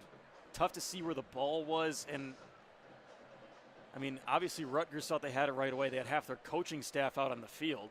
And they'll bring out the sticks to measure. I think it's going to be short, as it's an interesting move to elect to go for Cam Davis instead of Ejeboy. They go with the smaller running back, I guess, to try and squeeze through the crowd of people.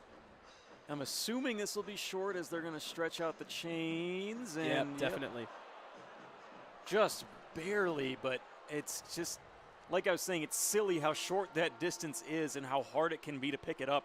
And again, I don't like the play call. I don't see why on 4th and probably 1 inch you're electing to hand off from the gun when, I mean, I'd go for a fullback dive. Just throw somebody out there that it's such a short distance. They just have to get to the line, fall forward, and the drive continues. There's one man who's normally in that I formation, Frank Bierman, a humongous tight end. Why not just send him out there? Exactly. Like the fridge. There's a lot of opportunities that are just passed by, and that could be one that they ultimately end up regretting, depending on how Rutgers does on this drive. Something the Gophers are notorious for is letting up these late half drives. This will be about just over a minute. Kaliak-Manis back to pass. He'll find a receiver over. That's going to be Duff, who gets out of bounds at about the 44-yard line. As I'm saying, the Gophers secondary, they're going to try and drop back into what they call prevent defense, something that the Mike Zimmer Vikings were very famous for doing. It's where you just try and prevent those big plays by letting them get little chunk plays. Yeah, it's the conservative option here. They're only rushing 3. Obviously, Kaliak-Manis has no pressure, which I think is going to work to his favor a lot. I think without the pressure, he can really focus on his throws, and it's going to be really big for him to kind of put it together here. Oh, second down, they'll elect to run. The huge gain down past the 40-yard line as there was nobody there on the run defense. As you said, they were rushing 3, meaning that there's no one there to stop the run. A good play call by Rutgers as Raymond gets about a 25-yard chunk play. And Rutgers already in field goal range. Yeah, I think they're kind of forgetting that Rutgers has 3 timeouts and a minute of time. They can kind of do whatever they want, and with prevent, they have a lot of time to just march down the field. This is something we saw in the end of the first half when the Gophers played Iowa last year. It was a Caleb Johnson who had over 200 yards rushing. Just a humongous chunk play as PJ Fleck's going to elect to call timeout. Doesn't like what he sees. 52 seconds left in the half.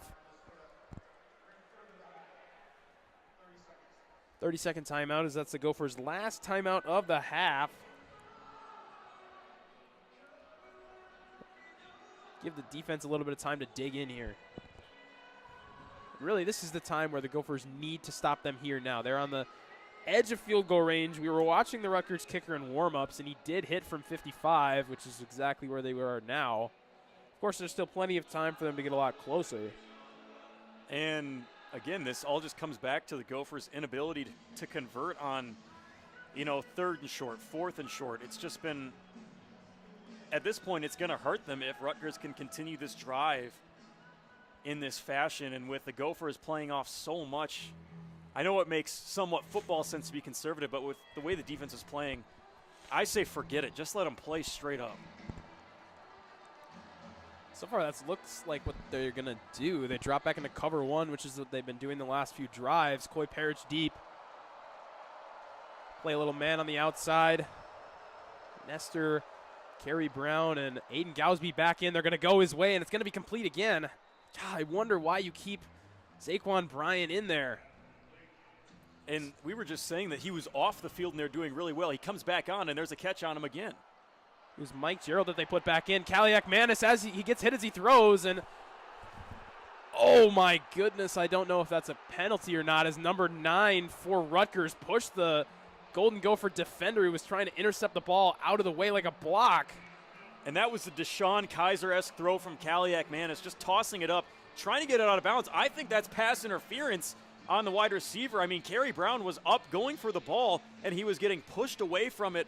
I mean, that's just what I see. I don't know what they saw, but that's an interesting play. It's a few missed calls here in the first half, as there was a missed hand to the face earlier, as that was Anthony Smith who got to Kaliak-Manis and was wrapping him down as he tried to throw that ball away.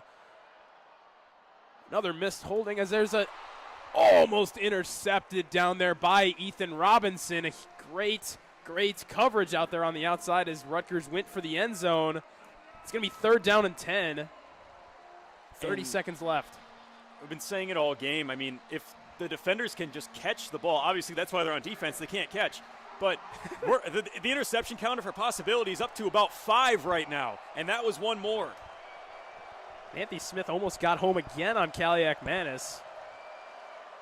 Rutgers is going to elect for a run play, and it's going to be a huge run play by Raymond, who stays on his feet inside the 5. Wow, what a run. Man, what a lapse from the Gophers as they were expecting a pass play. You almost call that a taste of your own medicine, running it on 3rd and 10. And that's another time that they've done that, and it's worked so well for them. And I just think that even with the short amount of time, Rutgers hasn't called a timeout. I think they're forgetting that. They can afford to run the ball. And with the way it's worked on this drive, I'm surprised they don't just run it every play. Kaliak-Manis nearly threw 2 interceptions, and their run game has essentially gotten them all the way down the field. I think, the play calling defensively might just be a little bit off the mark for what Rutgers is actually planning to do with it, and I think that's showing so far. What was supposed to be, a big stop on that play just ends up being a huge gain from running the ball in this situation. Yeah, and that's a huge play. Now you have 22 seconds and all 3 timeouts to work with. Ball is on the 2-yard line for Rutgers. You can do really whatever you want on these 3 plays. It's going to be a big task for the Minnesota defense to keep Rutgers out of the end zone. I would imagine they go with a pass. So they're back in the shotgun with Kaliak Manis. He's been doing pretty well from inside of the red zone. Going to elect the handoff. He's going to get in. Touchdown, Rutgers. Antoine Raymond with his 8th rushing touchdown on the season already in just the 5th game. And Rutgers retakes the lead just before halftime. And now it's these little mistakes that really start to pile up for the Gophers, just not being able to convert on short 3rd down, short 4th down, and then a lapse in play calling there that allows the big run. And then at that point, it's just a free score for Rutgers. And now they're going to go into halftime leading up by a touchdown in a quarter that was pretty much all about the Gophers. They end up coming out with the edge. As they say, football is definitely a game of momentum. Rutgers definitely took the momentum back from the Gophers. I shouldn't say all life has been sucked out of Huntington Bank Stadium, but as halftime approaches, most of the life has been taken out of Huntington Bank Stadium as the extra point is up and good. 21-14, Rutgers over Minnesota. 18 seconds left in the half. And again, just going back to these 3rd and shorts, Minnesota's had 2 of them from 1 and 4 yards, and they've been 0 for 2. And, on these rushes on 3rd and short, they've gotten 2 rushes for -3 yards, that close, just not being able to convert. It's just brutal for them right now, and it's really coming back to bite them with a touchdown on the board now. Just, a few little things that need to change if they really want to win this game. And it's just those little moments, especially when you have a good play on 2nd down, if we're talking about that last drive. Good play on 2nd down, gets taken down to the 2-minute timeout. Honestly, I think the Gophers would have gotten it if they didn't have that giant timeout there for Rutgers to take a quick breath. That's how the game goes.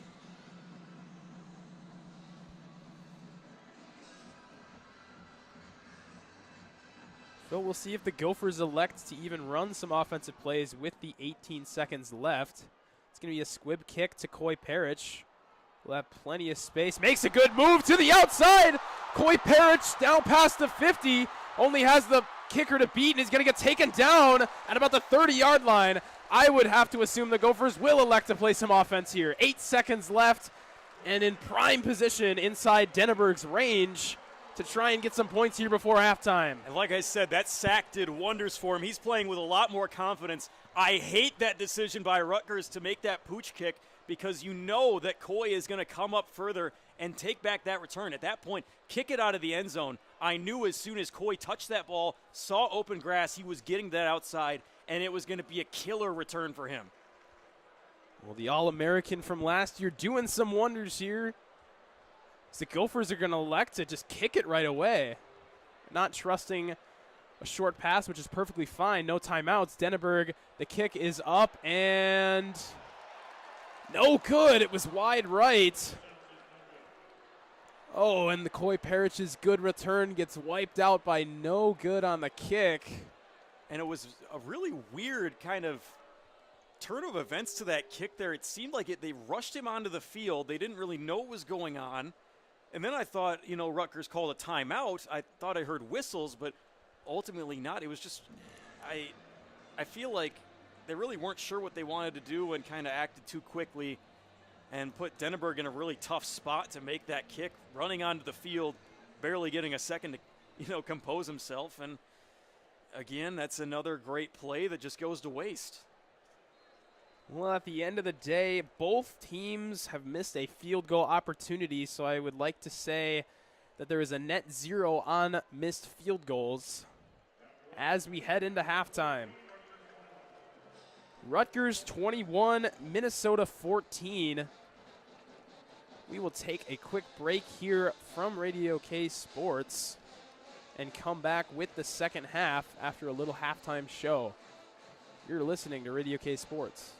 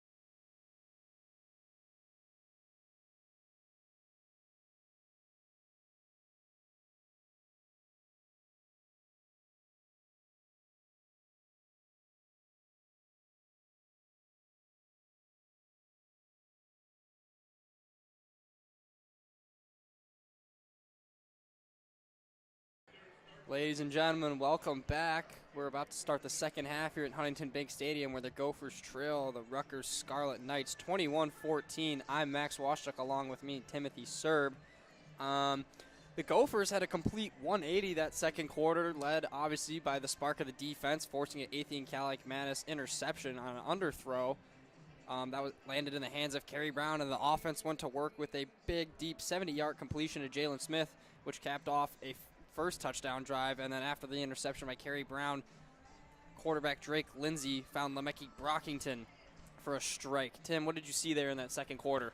Oh my, did I see a lot in that second quarter. First off, Athian Caliac-Manis showed he was human, which is something that the first quarter I would have said, wow, that's the greatest quarterback I've ever seen in my entire life. Started off a perfect 9 for 9 before throwing his first incompletion just too high, and then just went really downhill from there. There were we had 8 incompletions, and I think me and Lucas were talking about it. About 5 of them really could have been interceptions. There were a couple dropped ones there at the end of the first half. There's one that Emmanuel Carmo could have picked off. If you just get one of those, just such a momentum switch could have happened. But regardless, the Gophers reclaimed momentum and then lost it right again at the end of the half, and then reclaimed it again and then missed a field goal. Really just a wild quarter of football, Max. A wild quarter of football indeed, and the thing that stood out to me was definitely the offense, how they were able to pick up from their sluggish start. Drake Lindsay had a total of 22 yards at the end of the first quarter. Now at halftime, he has 5 more completions with a total of 100 more yards in that second quarter. Now has total of 122 total passing yards. The thing that stood out to me, though, Jalen Smith, 70-yard completion, but the leading receivers are Logan Loya and Cam Davis in terms of receptions. Not the typical names we would expect. Cam Davis, who was expected to have a timeshare today with Fame Ijaboy, and then Logan Loya, the transfer, who had 3 catches all year coming into today, now has 3 catches in this first half. Obviously, he's had a couple first down pickups on third down, but it's really been an interesting game, at least in terms of who's contributing offensively. Obviously, Lemeki Brockington with the big touchdown grab at the end there, but just kind of a shocking and really, like we've been talking even off air, just a really awkward and random game for this Gopher offense. You're not hearing the same names you used to do now. That's obviously due to the injuries of Darius Taylor, but just a very interesting and weird half. Yeah, I really just cannot echo that sentiment even more. Just very, very, very odd. I mean, the one thing that I really have liked seeing so far is Coy Parrish getting, back into the swing of things, having that huge gain there on the return at the end of the first half as the second half kickoff is up and away. Coy Parrish catches the ball, muffs it near the 10. He fumbles it and thankfully lands on it at the 15. That was a little scary near the right sideline. Not the prettiest start, especially after the punt return Coy Parrish had to end the second half. I guess I must have spoken too soon. Nonetheless, the Gophers will take over here with 14:57 to go in the second half at their own 15, it looks like. But, yeah, kind of what you're saying. And the other thing defensively, this was a Gopher defense that we kind of talked a lot about in the pregame show, saying that this was a defense that's strong, and they've been getting run all over. I'd say Raymond's had a very healthy day on the ground, 99 yards and a score, averaging 6.2 yards per carry. Gopher offense set to take over. 2 receivers to the right, 1 to the left. Lindsay under center, motioning his tight end from left to right. Lindsay, play action, surveys. He has a lot of time, fires over the middle of the field. That's Loya. Incomplete. Pass intended for Logan Loya. It was covered by Cam Miller. And tell you what, Lindsay had all day in the pocket off the play action. Yeah, what I was hoping is that they'd go with a play they've been running most of the second quarter, which is a deep ball over the middle, but they had double coverage, a high safety on it. They wanted it for Brockington, I think. The elects for the second option. A good defensive play there by the Rutgers defensive guy, Cam Miller. Under center again, Lindsay. Play action again to Cam Davis. He fires a pass to Brockington near the left sideline. He catches it and is wrapped up and rolls for a gain of 8 or 9 near the first down marker. Again, we see the heavy set with Bierman, the tight end, acting as the fullback. 9-yard gain. It'll be 3rd and 1. Beautiful catch by Lemeki. Wow. What a way to hang on to it with the defender right over his shoulder, just right into his lap, able to get both hands on it, secure it while rolling over. It's his 3rd reception today, doing very well so far. Lindsey in the shotgun. Ojibwe switches from right to left. Now the whole motion of the offense. They're heavy on the right side. They give to Ojibwe. He cuts up the middle and he rolls and stumbles his way in for a first down. 4-yard gain for Frame Ojibwe, and the Gophers finally get the chains moving here. That's what I've been looking for on those 3rd and shorts is why don't you just run the big guy? He's 6 foot, over 200 pounds. He's a big guy. Why not just send him up there instead of the skinny little Cam Davis? More of a screen threat. And there we go. Go for a first down. Similar look with Bierman in at the fullback, receiver to the left and right. Cam Davis behind. Lindsey. Now they send Bierman down to the line. Davis to the left of Lindsey in shotgun. Lindsey takes a snap, steps back, fires a pass over the middle. It's caught near the first down marker. I believe that's Julian Johnson, or excuse me, Jamison Gears with the grab. Good grab by the tight end there. Jamison Gears has had some drop trouble, especially after that first half of the season where he got targeted 4 times. Good catch running on. Gophers go hurry up. Lindsey fires another pass to the left side, caught for the first down, and the Gophers are moving the chains. Lindsey kind of getting his rhythm here. Jalen Smith, who we talked about, who is on his 3 receptions this year, averaging 51 yards a reception. 1 catch today before that for 78 yards. Gophers go hurry up. There's another quick pass by Lindsey. Finds his man Javon Tracy on the right sideline. Gets a healthy gain. 9 yards again. We've been seeing a lot of 9-yard completions, but it's good. Lindsey's getting the ball out quick, and they're playing with some tempo. Here they are again. Lindsey to be in shotgun. Cam Davis to his right. Receiver to the left and receiver to the right. Pardon me, 2 receivers to the left. Again, Lindsey snaps, shotgun, fire over the middle. That's Gears in some traffic. He should have enough for the first down. And fumbles the ball, but it was after the whistle. I believe they were going to call it forward progress. Yeah, Gears fighting inside there with the defensive back who was a little distraught that he couldn't get the play on Gears. It was just a simple little route over the middle. Just these little chunk plays get the Gophers going. A little bit of a mix-up by the stadium commentator thinking it was a first down. It was just a 6-yard gain on a first down. 2nd down and 4. Looks like Ojibwe's back in the game. They have their tight end. That's Drew Biber. Lindsey under center. Receiver left and right. Lindsey drops back, fires a quick pass. There is Drew Biber. He's going to have enough for the first down. Tackle near the 29-yard line on the right sideline. Again, another quick out route throw, and the Gophers are moving with some efficiency to start this second half. A heck of a play there by Drew Biber, the backup tight end from Cedarburg, Wisconsin, the 5th year. Doing very well as a little bit of a plug here, plug of energy. Just doing exactly what he's supposed to do. Lindsey again going on tempo, drops back in the shotgun, fires a pass into the end zone. That's intended for Tracy. It's caught! But they say he'll be out of bounds. Oh, what a catch, though. Javon Tracy went airborne. Brought the ball down, but they're going to say he was pushed out. Let's look at the replay. Oh, that's tough. Yes, that was the right call. But, man, how about a ball just a little bit to the outside there on the left sideline near the pylon? Interesting by the Rutgers defensive end. It was Mo Basco in coverage. He gets up and struts away like he did something good there after getting mossed, even though it was just out of bounds. Lindsey under center. Biber, the fullback, it fakes the play action. Lindsey rolls out, fires a screen pass the other way to the right side to Cam Davis. He breaks a tackle, spins, and falls forward near the 25. Short gain there on 2nd and 10. It'll be 3rd and 7. Call it 3rd and 9, pardon me. And the Gophers have some work to do. Interesting play call there, running the screen 5 yards back after Lindsey goes and rolls out to the left, throw it back right. It's a very odd play, and now the Gophers have 3rd and long.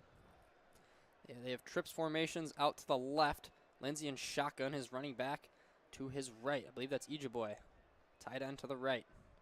Lindsey, snack. Fires a pass. It's Ojibwe up the middle. Will he get enough for the first down? Barrels his way down to the 15. It will be enough, and that's a golden Gopher first down. Call it to the 14. It looks like the refs are spotting it. And how about Ojibwe quickly getting out of the backfield, and we'll actually have an injury on the field. Looks like it's a Scarlet Knight. He's down on his back in some pain. That's Fama Toure down for Jordan Rutgers. Walker, I believe. Yeah, it's Jordan Walker. Jordan Walker. But I just want to talk about that last play by Drake Lindsay. Just the poise. The poise to recognize as there was a safety who came in and blitzed late, getting right up in his face. He wanted to hold it. Lindsay did to try and get that deep route, but just shows that experience and just hits the check down early to Fame Ijiboy. Doesn't have to do too much to get that first down. It's beautifully done by Drake Lindsay. Yeah, the Gophers are moving it quickly and efficiently, but we'll take a quick break due to an injury timeout. Gophers down 7, but moving the ball in the red zone. You're listening to Golden Gopher Football here on Radio K Sports.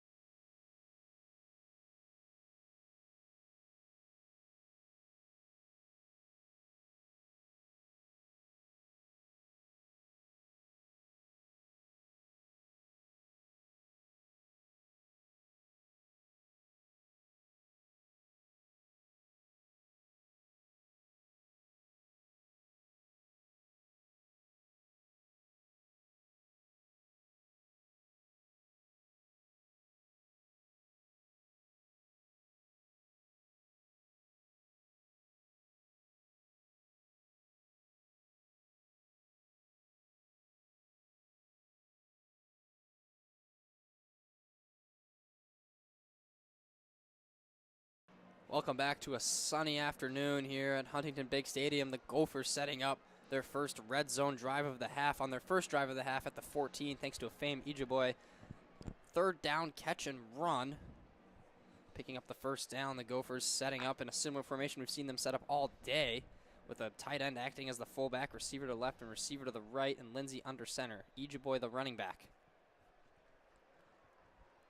Lindsay audibles, checks, motions Biber up to the left side of the line.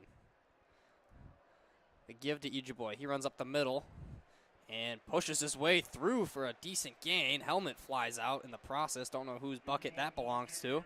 It's Ijiboy. He'll have to come out for a play as Cam Davis will come in. 5-yard pickup by Ijiboy. And tell you what, this was a team in pregame where we said Rutgers wasn't the greatest team defending the run, and so far they've done a good job. It's been 12 attempts for just over 20 yards. Looking a little bit like the Bengals so far. Same formation, Cam Davis now the back. Again, motioning Biber to the left side of the line. Lindsay, screen pass quickly, caught. This pass will be run into the end zone. Is it a touchdown? It is! Quick screen pass caught there by Jalen Smith. And the Gophers are now an extra point away from tying this game up. The Mankato West redshirt freshman having a huge game so far. Love to see him get into the end zone after his long 78-yard pass that just missed. Just a simple little route. Saw the defensive back playing about 7 yards off. May as well just give him the ball, let him run. He does get there. Fighting through 3 defenders. Beautiful play. And I tell you what, there's a lot of different things that we've seen come out of that formation where they have the tight end act as the fullback because they can motion him quickly as the extra point by Denneberg is up and good. But back to what I was saying, you have, whether it's Biber or Gears, or we've even seen other tight ends show up and kind of play as that fullback. And what Lindsey does a good job is motioning him out and kicks him out to the left side of the line and just creates so much opportunity. And when they expect to run, like we did there with Cam Davis in the backfield, why not throw a quick little screen to Jalen Smith and let his legs do the rest of the work? And the Gophers are now all tied up with Rutgers. Really solid first drive. You know, at the beginning of the game, I think I was like overhyping a little bit the first 9 plays for the Gophers, the only plays they had in the first and early second quarters, because they didn't really have a chance to show the fact that with the same formation they can do those different plays as you had just mentioned. Just the versatility of the offense now working. Drake Lindsey is actually confident this week. That's what we really didn't see out of the Cal game. You just didn't see him get comfortable. He was getting pressured a lot by that Cal defensive line and just really couldn't find anything more than a 5-yard slant. He wanted those deep passes, but they just weren't there. So it's good to see him get a little rhythm, get those 9-yard completions you're talking about, and yet still trying for those long balls even if they're not there and still being patient and doing those checkdowns. Well, and I think what really helped that drive is kind of what we saw to what Caliac Manis and the Rutgers passing offense was doing in that first quarter, was they were kind of moving with some tempo, and they were showing similar formations. We saw Caliac Manis in the shotgun where he had Raymond or whether it was Brown next to him, and they would do a little RPO. Similar here, as I was mentioning earlier, you have, whether it's Ejiofor or Cam Davis in the backfield, you have your tight end as acting as the fullback, and they have that 2 receiver set, one to the left and one to the right. So many different variations come out of that formation, and it keeps the defense on their toes. You don't know what to expect. And so kind of similar start to this half for Lindsey and the Gophers as we saw Caliac Manis in the first half. And I just think it's kind of interesting to see how maybe that they kind of took notes, whether, like you said, from the Cal game or even here. But a really excellent start to the second half for the Gophers, especially with how sluggish that first quarter was. Yeah, and I think one of the biggest things that I'm going to want to see here is the Gopher defense is going to get their first opportunity of the second half is, well, for most of that second quarter, they had Ethan Caliac Manis figured out. They had him pressured. They had him frantic, which is something that for him, as Gopher fans know well, he does not do well in. Does not perform well under pressure and throw those balls that could have been intercepted and the one that was intercepted. So I'm just really interested to see what happens. It's the biggest thing that's been happening this game is Zaquan Bryant has been targeted. Whatever receiver's right on him, I think it most commonly has been KJ Duff. He's had a big game so far with 4 receptions for 61 yards and a touchdown. But I just wonder if the Gophers even send him back out there. When the Gophers had the backup Mike Gerald in, the redshirt freshman, the Gophers were getting those 3 and outs. Of course, not a big sample size when he was in there for about 4 plays. But we'll see what the Gophers do here. Gophers kick the ball out of the end zone, and Rutgers will set up at the 25. But kind of what you're saying, do you think maybe the student section has anything to do with Caliac Manis facing them that second half or second quarter? Probably all rowdy in his face, and his return here to Huntington Bank Stadium is him and the Rutgers offense take the field. He'll have 2 receivers to the right and his running back, Antoine Raymond, to his left. In shotgun, standing at the 20-yard line. Ball spotted at the 25. He takes the snap, looks to his right. He has time. He fires a pass near the 40-yard line, and out route that is caught, and that has been pretty much on par with what he's been doing all day. That's KJ Duff, who already has a touchdown reception. That gain goes for 15 and a first down. Yeah, it's Gowsby in coverage this time. Just not able to get out there as he was acting more as a safety. Looks like they're going with a cover 1 look still, but instead of Parrish back in as the safety, it's Aiden Gowsby now. A much less formidable opponent as a safety hitting-wise. They get the completion on him on this first play. Caliac Manis in shotgun rolls out, dumps it off, and that ball is kind of dropped and really juggled in the hands of the tight end. That's Kenny Fletcher, who has a catch earlier in the game. It'll be incomplete. It was a play action by Caliac Manis, who rolled out and dumped it off, and Fletcher just never really saw the ball well. Yeah, and if we're trying to dissect and see if Ethan Caliac Manis is feeling a little bit nervous here at the beginning of the quarter, I think throwing an absolute dart on like a 5-yard screen is not a good indication of him feeling good, feeling confident. And if you're the tight end in that scenario, I feel really bad for you getting a dart on that kind of a pass in the flat. Caliac Manis in shotgun, 2 receivers to the right, 1 to the left. Similar formation they've been doing all game. Raymond, the running back. Caliac Manis is sacked. He's brought down. Anthony Smith wrapped him up, and he's celebrating to the Gopher student section. And it'll be 3rd and long. What a game changer Anthony Smith has been. I think one of the biggest things in the second quarter, as I was mentioning, he kept getting swallowed up, Kaliak Manis did, but Anthony Smith was a huge part of that. It was a one play where he was had him wrapped up in the first half, and he gets home this time for his first sack of the day. Kaliak Manis in shotgun, 3 receivers to the left, 1 to the right. Raymond, his running back, standing right next to him on his right hip. The snap, Kaliak Manis surveys. He's pressured, forced out to his left. He's pressured again. He's sacked again! Anthony Smith was another man there. It looked like it's also Jackson Howard raising his fist, and the Gophers have back-to-back sacks, and they're going to get the ball back. Jackson Howard, his first huge play as a Gopher, the LSU transfer. Redshirt sophomore, just beautifully done tracking him down. I think they're going to give both half a sack, him and Anthony Smith. So it looks like they missed a hold in there too, but it didn't matter. So the Gophers are going to get the ball back. Rutgers sent to putt it. It's 4th and 17. The kick is almost blocked. Good pressure there by one of the Gopher special teams players, and it'll be caught near the 26-yard line. It was Joey Gerlach who almost got to the punter as Rutgers switched up their entire formation of the punt right before they snapped the ball. I was wondering what they were doing. And tell you what, we still don't know who this returner is, number 39. He does not have a nameplate. There is a flag on the play. It'll be holding on the Gophers, number 49, Matt Kingsbury, the linebacker out of St. Rita High School in the Chicagoland area.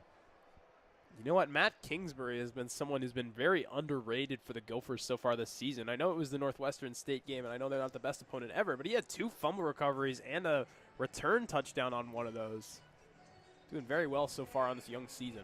We have a tie game here, 21-21, knotted up here at Huntington Bank Stadium. We'll be back with you shortly after this break. You're listening to Golden Gopher Football here on Radio K Sports.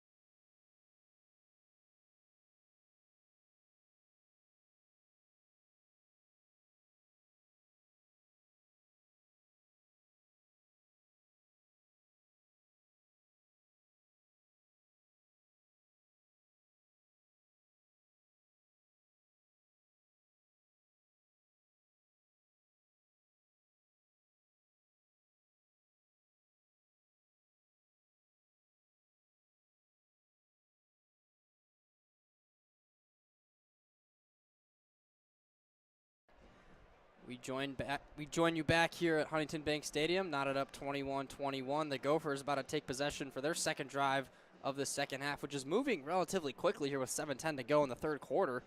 They will have their drive start at the 17-yard line after a back-to-back sack performance in the last defensive drive. Drake Lindsay in the shotgun with Ijiboy to his right, 3 receivers to his right and a receiver to the left. Lindsay motioning his receiver, Logan Loya, slightly in. He snaps, looks back, drops back, fires a pass deep middle. It is going to be just out of the reach. It looked like Jalen Smith had a step on him. I was ready to call him a house call. Just out of his reach. Oh, Drake Lindsay just got hit there as he was letting the ball go. But, man, Jalen Smith just getting a step on the Rutgers defensive secondary. Man, he's just so fast. He had a step on him, and he was a step away from bringing that one a good 83 yards. Nonetheless, they'll have to do it again on 2nd and 10. Same formation. He motions in Brockington a little bit. Lindsey steps back, looks over, and it's a quick hitch route caught. And it'll be near the first down marker. Javon Tracy caught on the left side. Nice little hitch route. We'll see where they mark it. It'll be a 10-yard gain, and they will move the chains. So, yes, they missed that big deep shot, but they'll respond with a nice pickup. They move quickly here. Lindsey in the shotgun, snaps, looks over. In the middle of the field, that pass is going to be caught. That's Drew Biber. His name has been called a little bit today. That's his second grab. I just love the quick hurry-up offense here by Lindsey, looking super composed. This is something that we didn't really see out of him, not really just the first 2 weeks at all when we were winning, but especially last week where he was very uncomfortable in that Cal Berkeley environment. Good to see him going and rolling. Lindsey in shotgun, Ojibwe to his right. 3 receivers to his right, 1 to the left. Lindsey gives the handoff to Ojibwe. He evades a tackle initially and then falls forward for probably a gain of 3 to 4. It'll be 3rd and short. This is a scenario where you need the Gophers to convert here. Lots of 3rd down opportunities so far. The Gophers are only 3 of 7, which I guess percentage-wise is not the worst horrible thing in the world, but it's also not the best thing in the world when most of the 3rd downs have been 3rd and 1, 3rd and 2, especially those crucial ones toward the end of the half. They'll call it 3rd and 2 here. Again with trips to the right. Ojibwe now to his left. Lindsey in the shotgun. He motions in Logan Loy a little bit. Now across the line. Now he jets back the other way. The snap by Lindsey. He looks, gives it off to Loy on the flat. He should have enough for a first down. He's got yards. Makes a juke at the 40, and he's belted down at the 45-yard line. Nonetheless, he points his hands in the direction of the Gopher student section, signaling first down. What I want to talk about is Javon Tracy with an incredible block in that trips lineup. Brockington handled 2 guys at once, and Javon Tracy holding off a 3rd, who definitely would have been able to get Loya before the first down marker. Gophers go hurry up. Lindsey drops back. He looks to the left side. He's going to fire a pass to Brockington. Caught. That looks like an 11-yard gain. We'll have another golden Gopher first down.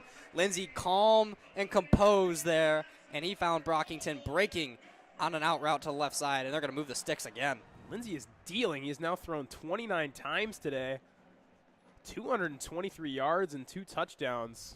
Completely different game. I mean, compared to what we saw in the first quarter and even the second quarter, yeah, he was getting better, but he is moving with some efficiency and quickness.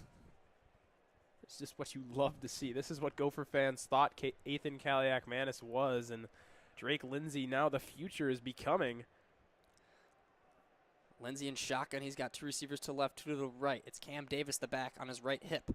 There's the drop. He fires a pass caught by Biber, and he holds on to it, probably gets a gain of 4 or 5. They'll call it a gain of 4. Biber, I don't know how he held on to that, falling back and getting hit. What a catch. Just love to see him get that quick little route and just got his leg taken out there by the DB, but just great job to hold on. Getting some good snaps here for the tight end. Just love to see that he's making the most of it. Lindsey under center. There's that tight end acting as the fullback formation. 1 receiver to the left, 1 to the right. He motions Biber off to the left side of the line. Now he audibles. He checks the line. Lindsey. Hand off to Ojibwe. He evades a man initially. Breaks through. He breaks through a couple tackles. He stays on his feet. Fame Ojibwe wrapped down near the 25-yard line. It's a golden Gopher first down. How about the patience and strength from Fame Ojibwe on that run? We do have a golden Gopher down near the 40-yard line. Oh, it's Nathan Roy, the redshirt freshman from McGuanago, Wisconsin. I saw him play in high school. Gosh, that is a huge loss for that Gopher offensive line. He's been playing so well, but gosh, to go back to Ojibwe, just looking like Marshawn Lynch a little bit there, just avoiding those tackles around the leg area, just fighting through contact, yards after contact, looking a little bit like Ashton Genty, if I may. And he should have been stopped after about 2 yards, much less 15. Well, when we talked pregame, we were saying about the running backs, and I know this was even before we got on air, where we were saying, you know, they have Taylor out, they have A.J. Turner out, and so it's going to be Ojibwe and Cam Davis. And I remember we were talking about, Ojibwe is a very quick, shifty running back with patience. And I kind of just, if I could give him an NFL running back comparison, I would have said he's James Cook. He plays with swift quickness, and he's patient. He's not patient as Kamara. as you could give an example, but we saw there he's willing to be a bruiser, but his patience to kind of wait and evade, and he's a very slippery back, hard to bring down, and we saw it there in a very nice 15-yard gain. Now the Gophers, and how about that? Nathan Roy is Nathan up and Roy, running. He's That is jogging huge. off. That's huge, and there's a big applause from the Gophers student section. But, I mean, back to Ijiboy, a very hard back to bring down and keeps the chains moving. I think this is a crucial play right here. You have one of your offensive linemen go down. If you try a pass play or a run play here, you really have to be careful about Rutgers trying to expose whoever the new lineman who's going to come in is. Yeah, and I wonder how it's going to change. Like you kind of said, they've been moving the ball very quickly. I mean, Drake Lindsey is already off to a tear. It's onto this drive. He's 5 of 6 for 40 yards. They've already moved the ball for 4 first downs. And the ground game, yes, they've only ran it twice, but it's for 19 yards. So this offense is almost similar to how we saw Rutgers start the game. They're moving with efficiency and they're moving with quick pace. And I think that's keeping the Rutgers defense, it's keeping them tired, but it's also keeping them honest, because there's plays where they expect to run with Ijiboy, whether Cam Davis even in the backfield, and the tight end motion is big, and that was similar to that first drive. So I think what they found what worked for them, and they're keep doing the same thing, which is huge because we saw Rutgers do that, and until Rutgers finds a way to stop them, it doesn't look good. Yeah.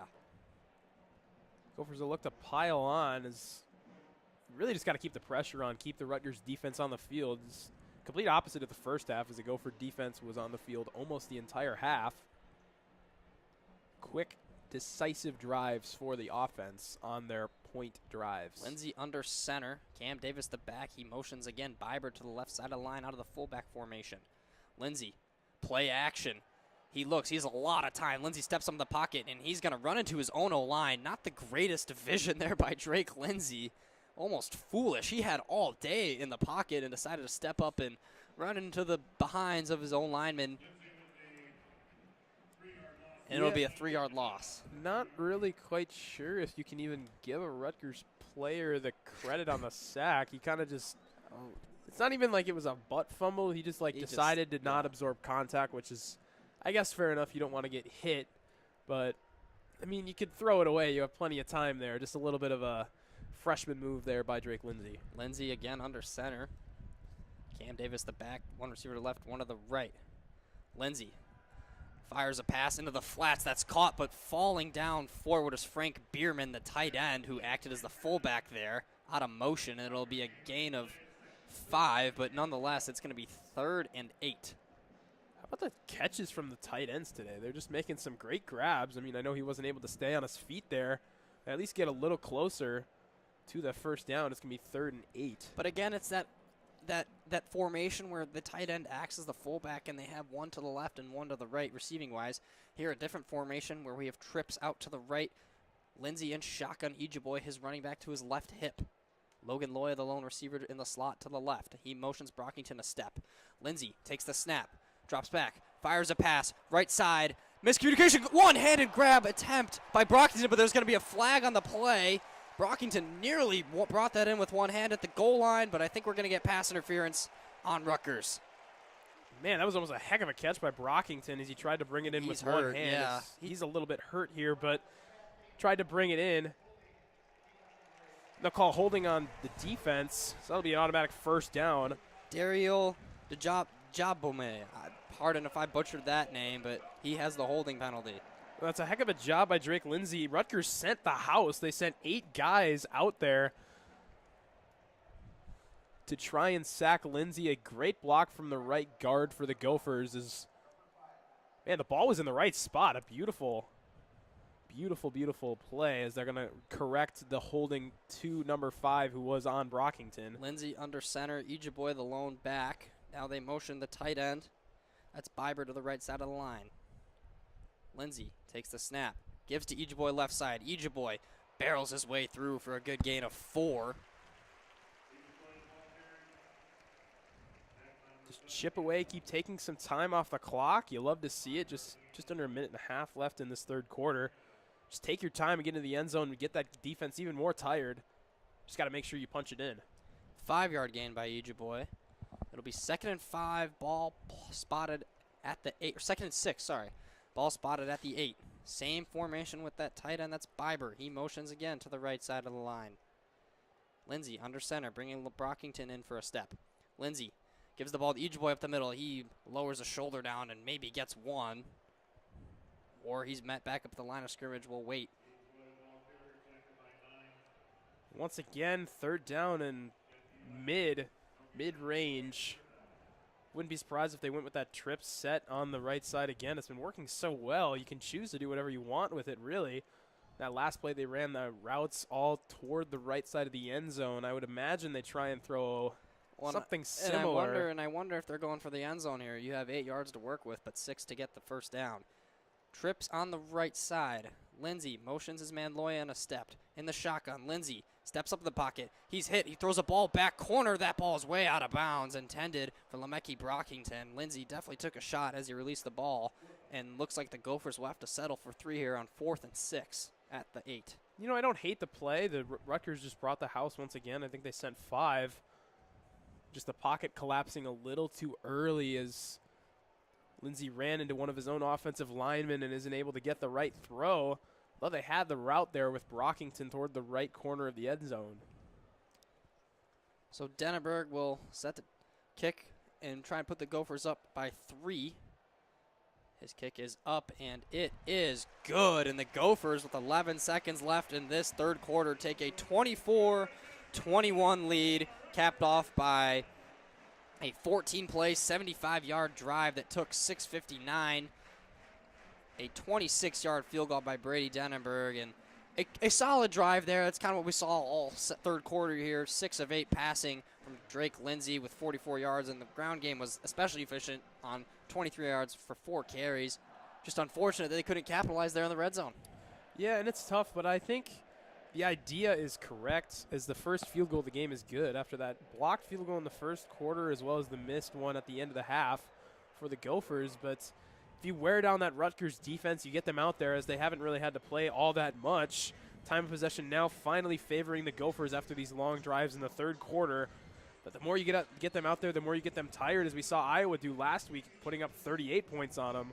I mean, they're just going to wear down, and you're able to get those chunk plays, those 10-yard completions, and it's just been beautifully done. So I can't be too mad about that. Just a little bit of a hiccup inside the red zone. Denneberg set to kick the ball off, and he'll kick a low line drive kick, and Rutgers return man, I believe that's Moses Walker, number 2, will let it dribble out of the back of the end zone. And Rutgers will take over here with 11 seconds to go in this third quarter. And a team that really hasn't seen the field at all on the one drive that they had. Ethan Kalik-Manis tasted the turf twice.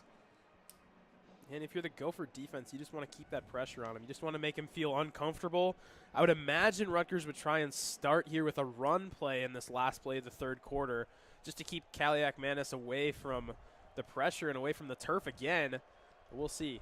In shotgun is Kalik-Manis to the right. He's going to give it to Raymond. Raymond finds a hole in the inside zone. He's going to barrel his way for the first down, and he's met by a bunch of Gophers as the pile moves past the 40-yard line. So the last play of the third quarter for Rutgers is a positive run. And tell you what, Raymond, who didn't see any yards that whole quarter, finally breaks one for 16+, and he'll have a 100-yard day. That'll bring us to the end of the third quarter. Gophers up 3, 24-21 the lead. We'll see you back here in the fourth quarter here at Huntington Bank Stadium. Listen to Golden Gopher Football on Radio K Sports.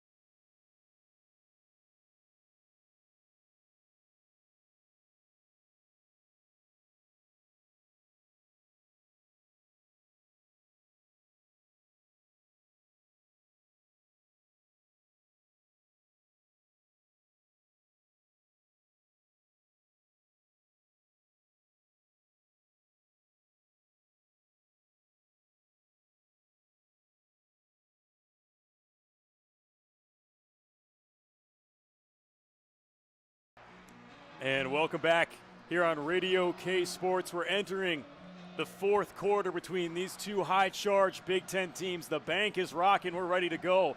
3-point game. Rutgers trailing 1st and 10 from their own 42 to start off this fourth quarter. Kaliak Manis. Raymond to his left, 2 receivers left, 1 right. Hand off to Raymond, dodges a tackle, dodges another one, and taken down just past the 50 by Coy Parrish.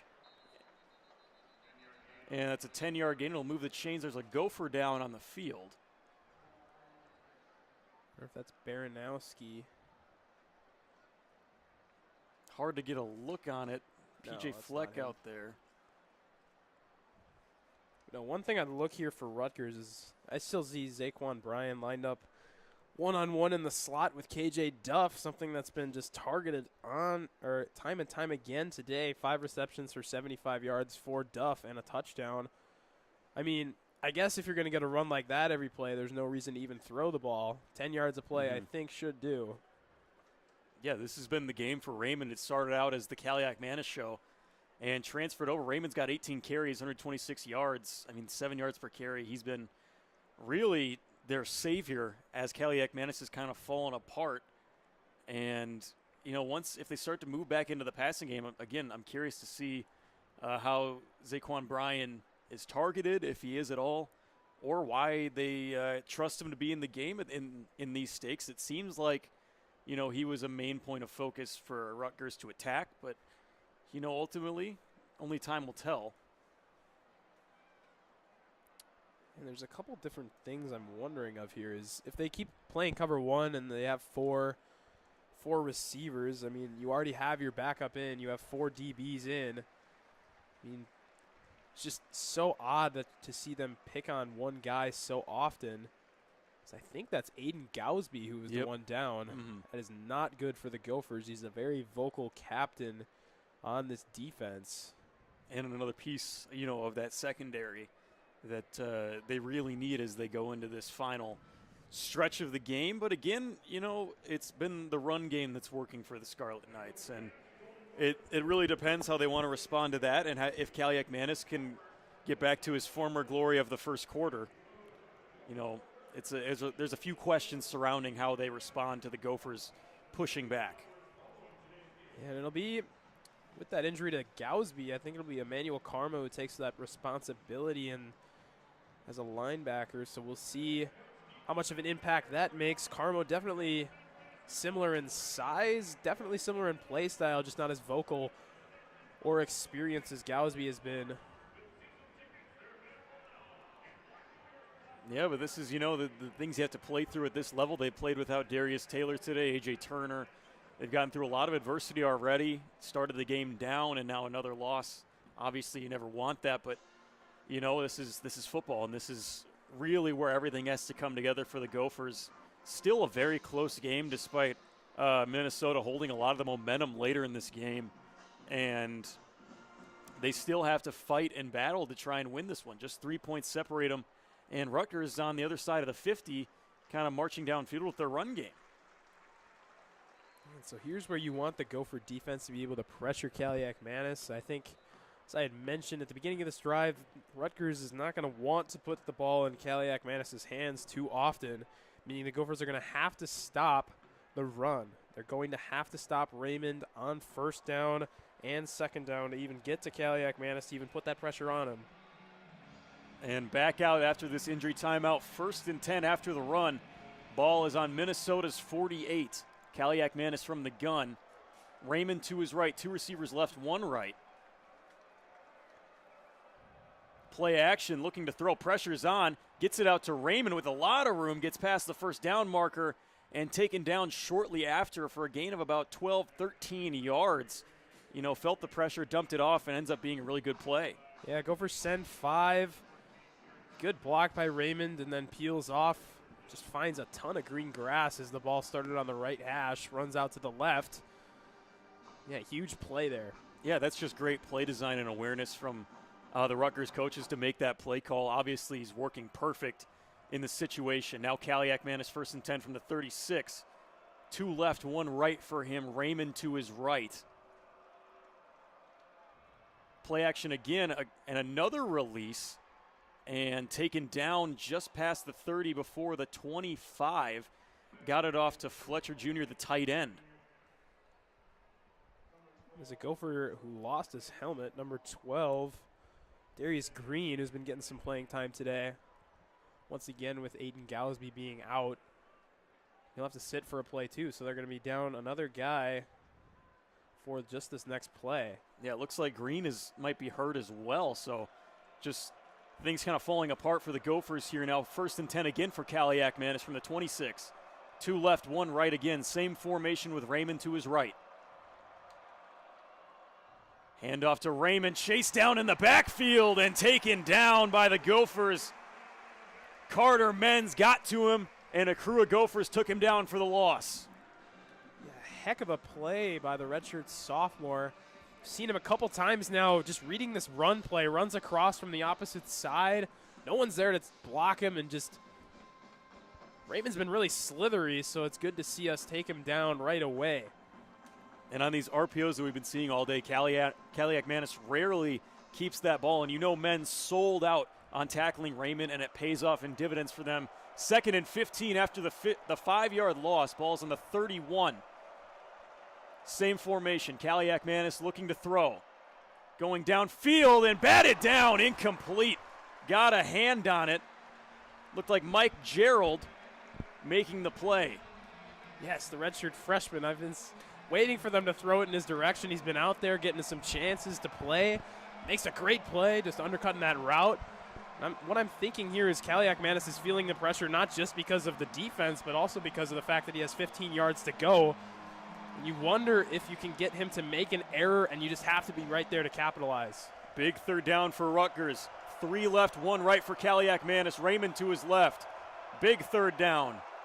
Looking to the sideline. Takes a snap and a handoff to Raymond, fighting for some yardage, breaking tackles, gets past the 1st down to the end zone. Touchdown for Raymond. Out of bounds at the 12. Out of bounds. Looked like he kept running after. They got him stepping out of bounds. So no touchdown, but a great run again. And pre-snap, I was going to say all game long on these long 3rd downs, they've been handing the ball off, and it's worked for them about every time. And again, it just happens to the Gophers defense. Yeah, it's just that Rutgers O-line just gets such a good, start. So Raymond's not even getting touched within, 2 or 3 yards of the line of scrimmage either way. Just barrels ahead for, 20 there. From the 12, 1st and 10. Another handoff to Raymond. Bowling forward past the 5. Looks like he got down to the 4-yard line. Another good run.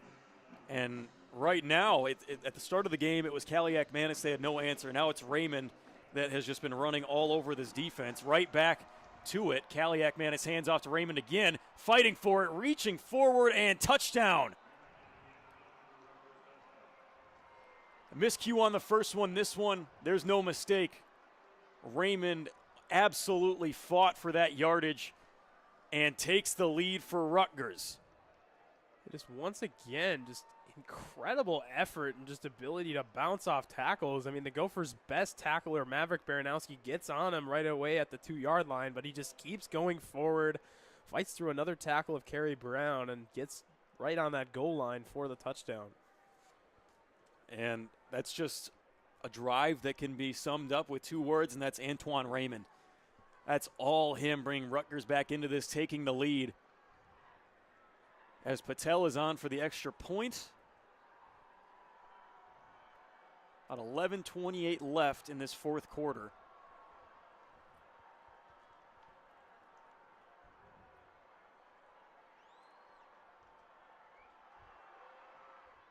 Kick is up, and it is good. That makes it official. 28-24, the Scarlet Knights lead over the Golden Gophers. After that drive, now giving it back to Minnesota, testing their offense again. This is just back and forth. There's no clear answer with this score we're at right now. It's either touchdown or nothing. Touchdown or make it close, I guess. Yeah, and this is going to be a humongous test for Drake Lindsay. You're down in the 4th quarter, something that has happened before. Of course, last week in an away environment, a little bit different than this week, but can you continue that offensive momentum you had? I know it's been about 10 to 15 minutes since you've had the ball. I know you got stopped right there at the end with those 2 runs and the pass that went awry, but can he stay composed? Can Drake Lindsey lead this team down to at least get the lead here in the fourth quarter? And there's been a lot of tests for Lindsey so far this season, and this is just going to be another one for him in this fourth quarter when he's expected to lead this team. A younger guy, obviously his first year starting, and it's going to be up to him to lead this offense. And, you know, it's great for them that they have Ejeboy kind of going in the run game now more than before. And Lindsey's had an excellent game so far today. He's completed a bulk of his passes, 72%, 2 touchdowns. I mean, the big plays have been there. He's been making the right throws. But again, this is when it really matters. This is when the pressure's on and Rutgers is fighting back. This isn't the same momentum that you had. It's time to respond for the Gophers. Yeah, and I just think just with how efficient he's been here since that first quarter, you just love to see him get some more confident plays. I mean, the Gophers have been really, really close to getting some of those big gain plays. I don't see a reason why you wouldn't run something like that on first and second down if you've got someone like Jalen Smith getting a step or 2 on the DBs almost every single time he runs those go routes down the middle of the field. I mean, at this point, you have 11 minutes left, so you have a little bit of wiggle room for a risk like that. And I wouldn't be surprised to see it. I mean, Jalen Smith has had steps on his defenders all day long, and that just goes to show his amazing speed that he has. And I think that could be a point of attack for the Gophers if they wanted to. And, I mean, last drive, what I saw is that Lindsey was getting pressured a little more, kind of forced him to make some tough decisions, and I wouldn't be surprised to see that again from Rutgers. But now on for the kickoff, Gophers trailing by 4 to the Scarlet Knights. It's Parrish back to return deep with LeCaptain in front of him. And he's just going to let it go. Hit at about 5 yards deep in the end zone, and here come the Golden Gophers after the touchback. And like I was saying, I just love to see first play aggression. First play, don't be content running the ball. You've only ran for 43 yards this game. It clearly is not what has been working. The pass game has 42 pass yards for Lindsey. Just let him throw it. Let the man throw. And we'll see what the Gophers want to do here. Lindsey on 1st and 10, 3 receivers bunched up on the right, 1 left. Sending Bibber in motion. Lindsey looking to throw. Looking downfield and taken down in the backfield at about the 20. It's a sack for the Scarlet Knights. Bradley Weaver got to him, and a big loss on 1st down. It's an amazing adjustment by the Rutgers defensive coordinator to send that high safety way high. He was running even though the receiver had a step. It's just that safety was even deeper, so nothing going there on the throw. Lindsey takes a little bit of time to hesitate, doesn't even see the guy rushing him. It's a big loss. Lindsey again. Throws on, caught by Brockington. Dodging a defender, spinning away, gets to the 30. Had a little bit past before he was taken down. A solid gain to Brockington for his 5th catch of the day. Huge composure from the redshirt freshman, being able to take a bad play, just be able to come right back and deliver a strike for 11 yards, getting a huge chunk of that loss back, and now it's 3rd and manageable. 3rd and 4. The Gophers haven't been excellent on 3rd downs today, but another short 3rd down. 3 receivers bunched right. Tight end to the left. Davis in the backfield looking to throw. Lindsey dump off and taken down short just at about the line of scrimmage. Javon Tracy had nowhere to go, and it looks like that's going to be 3 and out for the Golden Gophers. That play call does not make sense to me. Why you bring the number 1 option, I guess maybe he was the second read, but you bring him across the middle of the field to catch that ball behind where the line of scrimmage was. It's 3rd and 4, not 3rd and 1. That just doesn't make any sense to me. And that's something we've been talking about all day, these 3rd down play calls. is a big reason why they haven't been efficient on them. Now the punt team on. Sends it away from about the 20. Got clipped on his foot at the end of it. Trailing it back. The ball will bounce down at about the 11. So a great punt to set up the Scarlet Knights in tough field position, but a beauty of a punt from Tom Weston. Yeah, and just going back to that third down play call. I mean, I understand the throw probably wasn't the first read, but when you have 4 receivers, right? 4 receivers, 3 of them are to the right, and you send all of them on routes that barely get past that first down marker. It's just doesn't show very much like confidence in your ability to get the first down. 1st and 10 from the 11 for Kaliak Manis. 2 right, 1 left for him. Raymond to his left. Looks like just a busted play. Raymond didn't even move. It looked like he wanted to hand off the ball. Nothing happened. Kaliak Manis dove forward. Really weird there. It looks like what happens to my Madden team when I don't pay attention. Kaliak Manis was ready with the handoff, and Raymond was just frozen. 2nd and 8. Kaliak Manis dove forward for 2 yards. 2 receivers right, 1 left. From the gun, Raymond still to his left. Play action, and again on the tight end release, going forward past the first down and near the 30. And if it ain't broke, don't fix it. Kenny Fletcher with another release that's gaining good yardage for them. I mean, if you're Rutgers, there's no point in even like trying something in the pocket at this point. You've just been able to get those check down screen passes to those tight ends working for like 8 yards. Almost every single run is 7-8 yards. They're making it easy for Kaliak Manis right now. There's no wrong decision to make. 1st and 10 from the 28. 2 receivers left, 1 right. Raymond to his right. Again with the handoff to Raymond. He runs straight into the defensive line. Right here is where the Gopher defense is going to have to get a good stop. I know it's 2nd down, but to be able to force a 3rd and long as opposed to a 3rd and 1, a 3rd and something that they can just get a screen pass or a run, like you have to put a little bit of pressure on Rutgers because they, in their position, they're probably feeling very comfortable up 4. And essentially on this drive, you can allow anything but a touchdown. Even a field goal you can live with, but a touchdown would essentially put this game on ice. 7:25, 2nd and 7 from the 31. Tight formation, sending a receiver in motion. Handoff again to Raymond, taken down right away. That's a good stop for the defense. That brings up that 3rd and long we were just talking about. Devin Eastern with a huge play. Anthony Smith also in there as the crowd's going to get loud. The crowd into it. This is a huge play, a game decider if I ever have seen one. Ball's on the 30, 3rd and 8. Kaliak Manis, 1 receiver left, 2 right. Raymond to his left from the gun.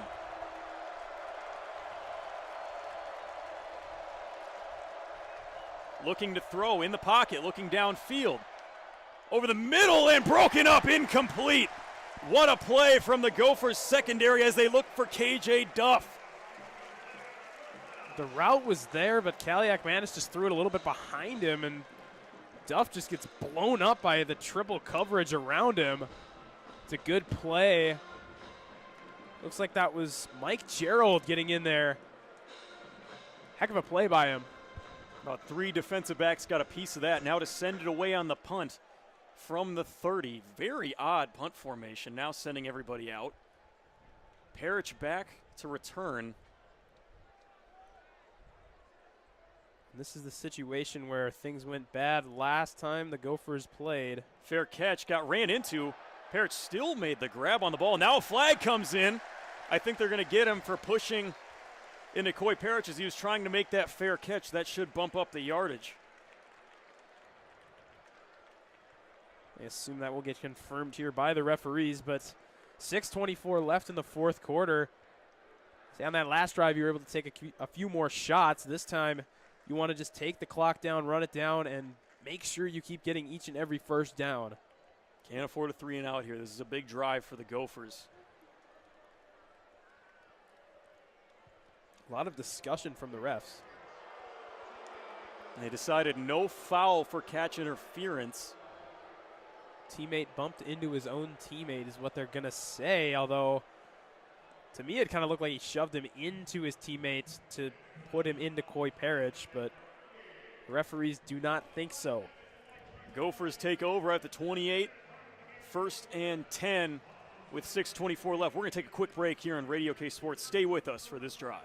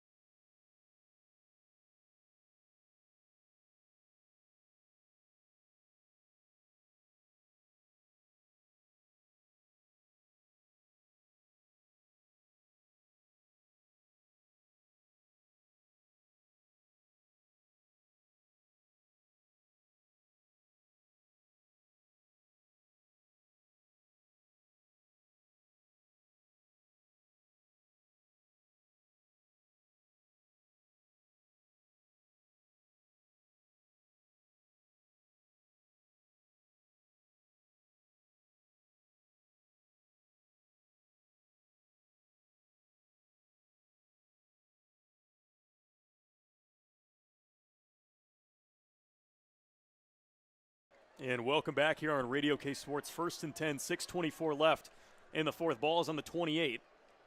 Lindsey under center, 2 receivers right, 1 left. Ijiboy in the backfield.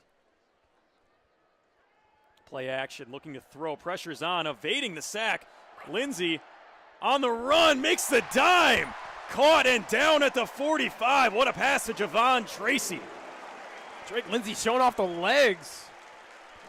In those first few games, you had seen him just being a little bit kind of like a newborn giraffe a little bit. Just a little nervous there with the legs, but this time much more decisive, running away from the defensive lineman, taking his time, getting a strike down to Javon Tracy. Now back in the gun, 1st and 10 for Lindsey, looking to throw, going downfield, caught again. 2 for 2 for Drake Lindsey, just past the 25. Why not again to Drew Bibber? Drew Biber, man, he's been playing out of his mind today. Been used just a few times so far in this early part of the season, the 5th-year man from Cedarburg, Wisconsin. Now he's got 4 receptions for 20 yards. 1st and 10 from the 24. Lindsey from the gun, looking again. Found Tracy again. It looked like he brought it in close to the ground, and a solid pickup about 5-6 yards. It's a smart play because while you do need to get into the end zone, there's still over 5 minutes left to go. So just taking your time, keeping it efficient, making sure that you've still got the positive momentum on your side, and staying in bounds as well. Very well done. Just an excellent job from Drake Lindsey here. Now back to that split eye that we've seen all day. 2nd and 5 from the 19. Play action, Lindsey to throw again. Looking for Tracy just over the middle. Nobody's home. And got hit again. The pressure's been on him consistently. Now brings up 3rd and 5. You know what? I don't hate it. If you see the guy, and you have the receiver there, but if you miss him high, that's okay because there's no high safety. There's no harm done. Just an incompletion just as well as throwing it away. Now you have 3rd and 5. Still a very important play. A big 3rd down. This is where they've struggled all day long, where a lot of their woes have come from. 4:44 left from the 19, 3rd and 5. 3 receivers left, tight end on the right. Davis in the backfield with Lindsey, looking to throw again. Short, got it to Gears, and that's a first down. Just beautiful. Just run something simple, just something quick. Don't even give Rutgers an opportunity to get to Lindsey. Keep him on his feet. He's been knocked over a couple times on this drive already. On that one he rolled out to, got knocked over, and on that last play, just get him something nice and easy, right over the middle. Beautifully done. And this drive has been all Drake Lindsey. If it ain't broke, don't fix it. Throwing on every play, back in the split eye. Sending out under center on the screen pass. Smith dodges the defender, takes a hit, and gets some decent yardage there on the 1st and goal. Like you said, if it ain't broke, don't fix it. Got a touchdown on that exact play earlier. Why not just run it again? Gets about 3 or 4 yards there, but it's nice and quick and decisive. And something I'd like to note, Drake Lindsey is over 300 yards for the first time in his career. Very, very well done by him. And Jalen Smith putting the Big Ten on notice today, becoming a key receiver for Drake Lindsey. 2nd and goal from the 4. 2 receivers out wide left. Ejiboy in the backfield, sending Tracy in motion. Looking end zone to Tracy, makes the grab, reaches forward, and touchdown, Golden Gophers, taking the lead over the Scarlet Knights with 3:19 left. You just have to want it. What a play by Javon Tracy. That's why we brought him in. Makes the catch, extending completely as there was a flag on the play. It looks like it's going to be on the defense, so it will not matter. But, man, what an effort to reach over the goal line. No worries on the flag. Touchdown Roughing the stands, passer. roughing the passer. Get off my quarterback.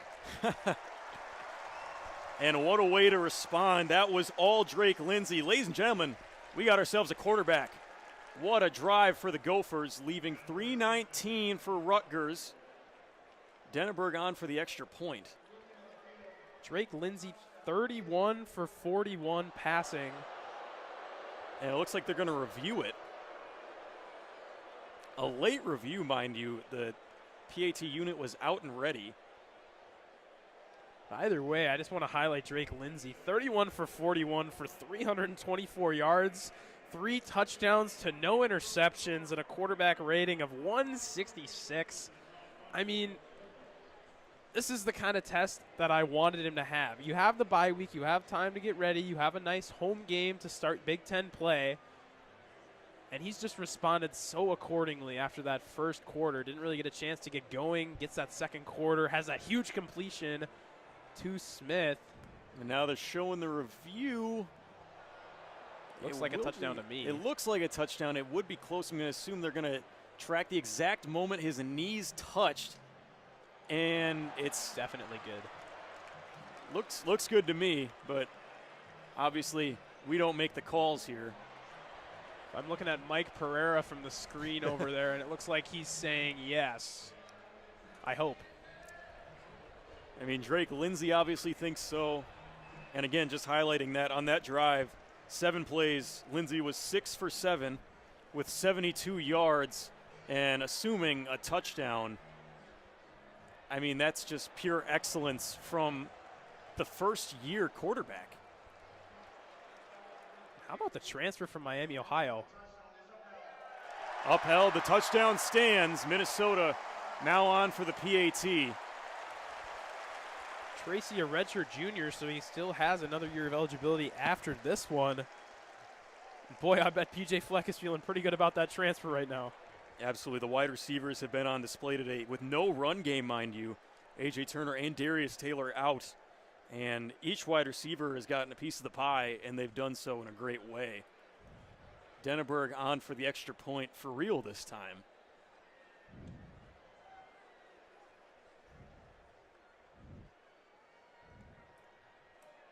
Kick is up through the uprights and good. That makes it official. A 3-point lead for the Gophers over the Scarlet Knights. And now a key drive coming for the former Minnesota Golden Gopher, Ethan Kaliak-Manis, to see if he can get his team back in this game. Just 3 points. It's all that separates these two with 3 minutes left. It's a game of threes. Yeah, mind you, I was saying toward the end there, I'd like the Gophers to get down and score, obviously, but also to take a little more time off that clock. It's Ethan Kaliak-Manis with plenty of college football experience under his belt. He's had the opportunities before. We've seen him do it. Now it's going to be on the Gopher defense to stop not only the run, but especially that pass. Get Ethan Kaliak-Manis uncomfortable, and it just takes one play. And as much as, it may be smarter to try and take that time off the clock, I'm not sure if they trusted themselves enough to get down the field and score a touchdown with how inconsistent they've been in the red zone on third downs. It's been difficult all day, so I guess you got to take what you get sometimes, and with how the passing game was flowing, that's what they got. Now on the kickoff, moved up to the 50 off of the penalty for roughing the passer. Denneberg just sends it straight into the wall, no chance at a return. So that brings out the Scarlet Knights. If there was any opportunity for Kaliak-Manis to truly have his revenge moment, it would be right now. Yeah, and we talked about the ups and downs of this game for him, but if he can just remember who he is, I mean, obviously as a Golden Gopher broadcaster, I'm not going to say I want them to win, but I'm saying if for him, if he remembers who he actually is, who he actually can be, he should be able to put this drive together. Kaliak-Manis from the 25, 1st and 10, Raymond to his right, looking to throw right away from the pocket. Looking downfield, pressure's on, taken down in the backfield. They wrap him up for the sack. What a play. Excellent coverage downfield from John Nestor. Gophers playing cover one, so Kerry Brown's back there, a huge interception threat. Boy Parrish playing man. They want him in there. And the pressure just gets home as Kaliak-Manis can't decide what to do. And it's Carter Menz again, another big play for him on the big loss. 2nd and 14 for Kaliak-Manis from the gun. Raymond to his left. 2:40 left. Play action, looking to throw. Got his man downfield, spinning away from the tackle. Ball came loose, I assume, after he was down. Got it out to DT Sheffield. A nice way to respond for the Scarlet Knights. Moves the chains. A little bit of a lapse there, just a slant play. Nothing you can really do to defend it super tightly and stop him from even catching that, especially on 2nd and long. So a good play by the Rutgers offensive coordinator. 1st and 10 from the 37. Clock is ticking. Kaliak-Manis to throw. Looking outside and knocked away by Kerry Brown. What a play by the sophomore, diving out full on to get that ball away from the intended target, which was DT Sheffield, excuse me. Just a great play. 2nd and 10. He saw that route all the way through. 2:02, clock is stopped for the 2-minute warning. 2nd and 10 from the 37. Kaliak-Manis, Raymond to his left. 2 right, 1 left. Parrish far back for the Gophers. Looking to throw again from the pocket downfield and caught through the coverage and taken down. Looks like past the 1st down marker, moves the chains. Got it out to Ian Strong for a big play. They'll take it to the 2-minute warning. It'll be crunch time that is needed to decide this one. So at the 2-minute warning, Minnesota leads 31-28 over the Scarlet Knights. And Scarlet Knights now have a 1st down in good position. Stay with us through the break here on Radio K Sports.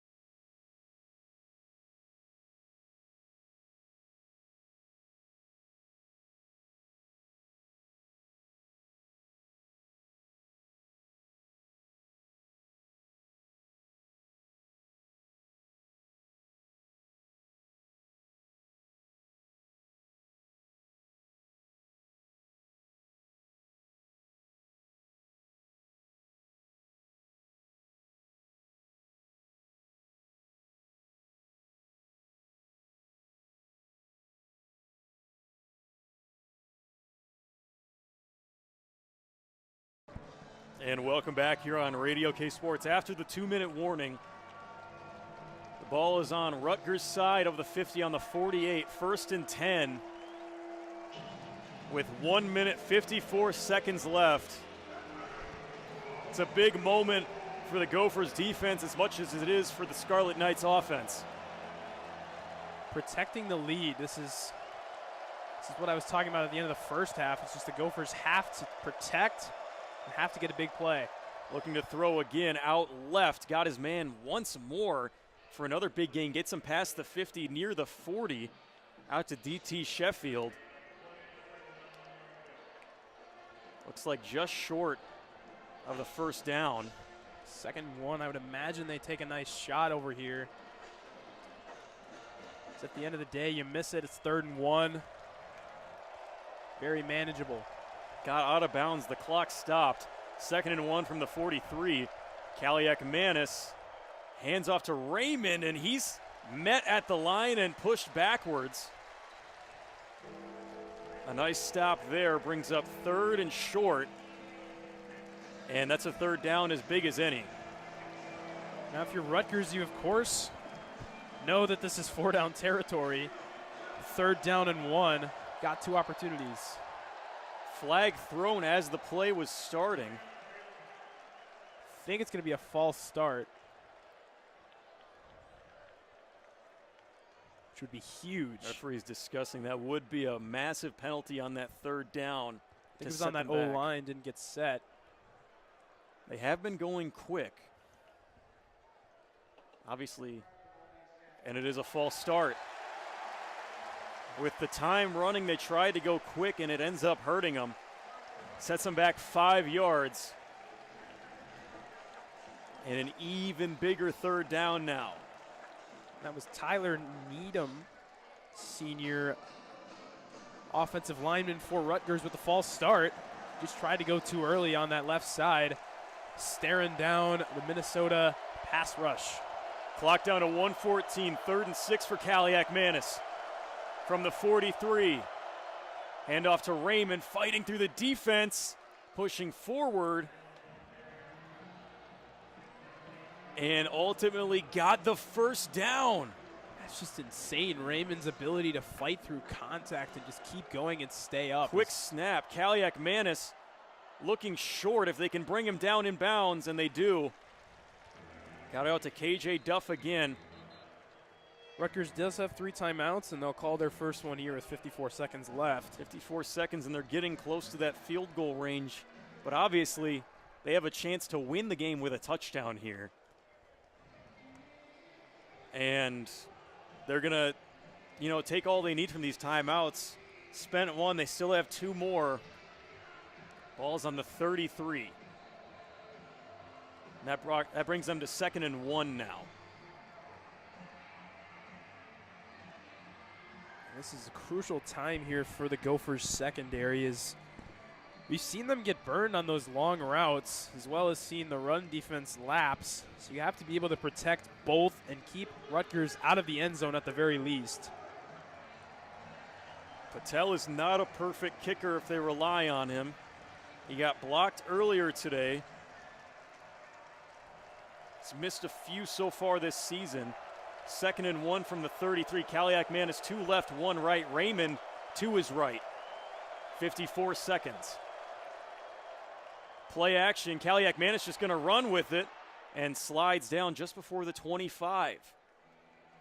It's a smart play by Ethan to just take the 1st down, reset the downs. Still got 48 seconds, plenty of time. Don't have to use a timeout. And the clock stopped for a bit. Now looking to throw. Kaliak-Manis looking to the end zone. Brown in coverage.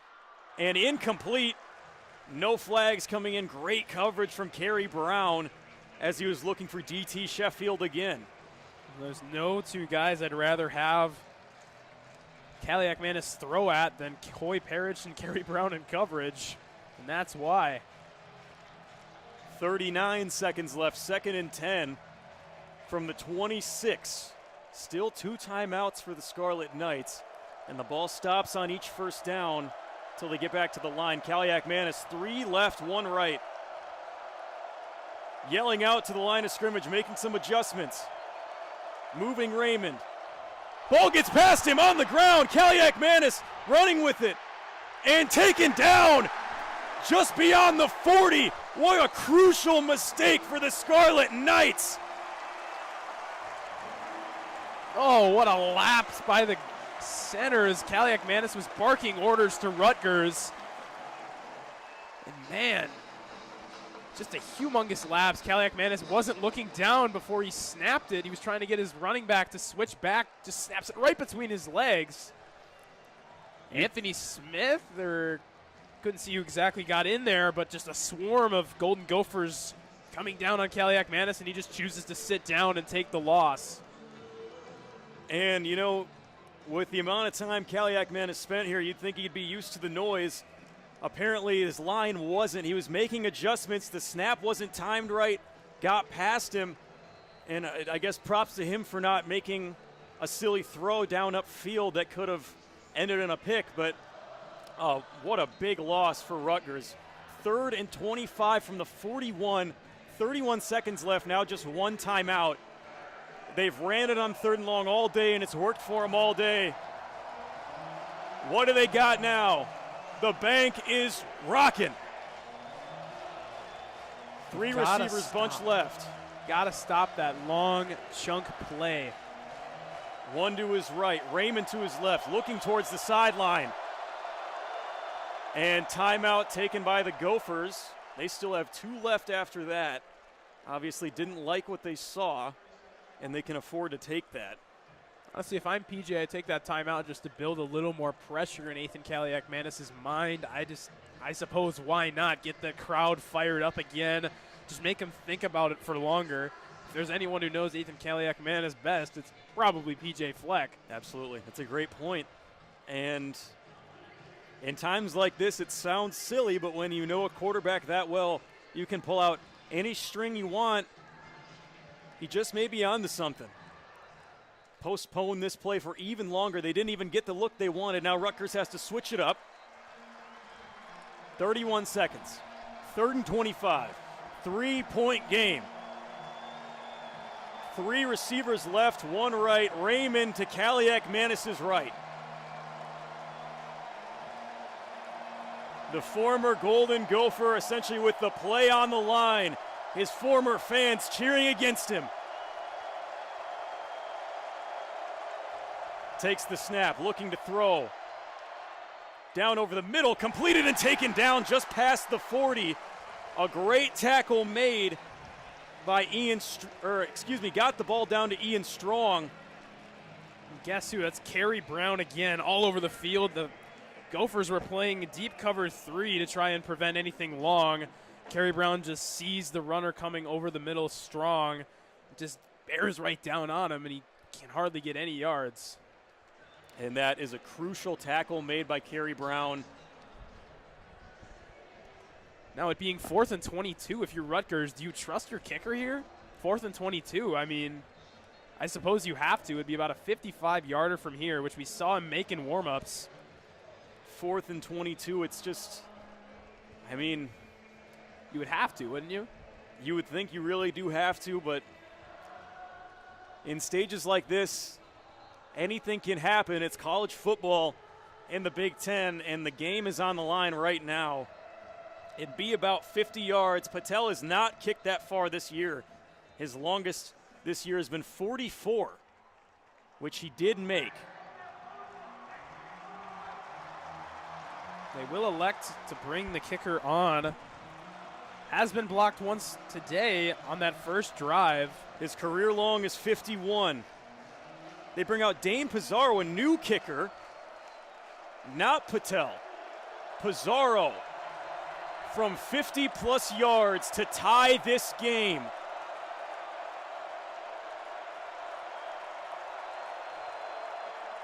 And timeout taken by the Gophers. Why Again, not? You'd like to put as much pressure as you can, especially putting in a new kicker. I'm a little caught off guard, but That's a bold move. it is, but these are times when you need bold decisions. Dane Pizarro, I'm guessing, is just their guy. They ask for extra leg and maybe not accuracy. He's kicked 2 extra points in his career, or at least this season. and he has only played this season. He's a sophomore. I guess he's 6'2". He's a little bit taller than Patel, maybe a little bit extra leg, but putting the pressure on him in this moment, we'll see how it pays off for the Scarlet Knights. Rutgers coach Greg Schiano has been there for 17 years. He's obviously not a bad coach if he's been in the Big Ten for that long. Must have some knowledge that we don't down or up here in the booth. Pizarro with the whole stadium in his ears. Awaiting the snap. Calling for it. Kick is up. And no good! Ball game from Huntington Bank.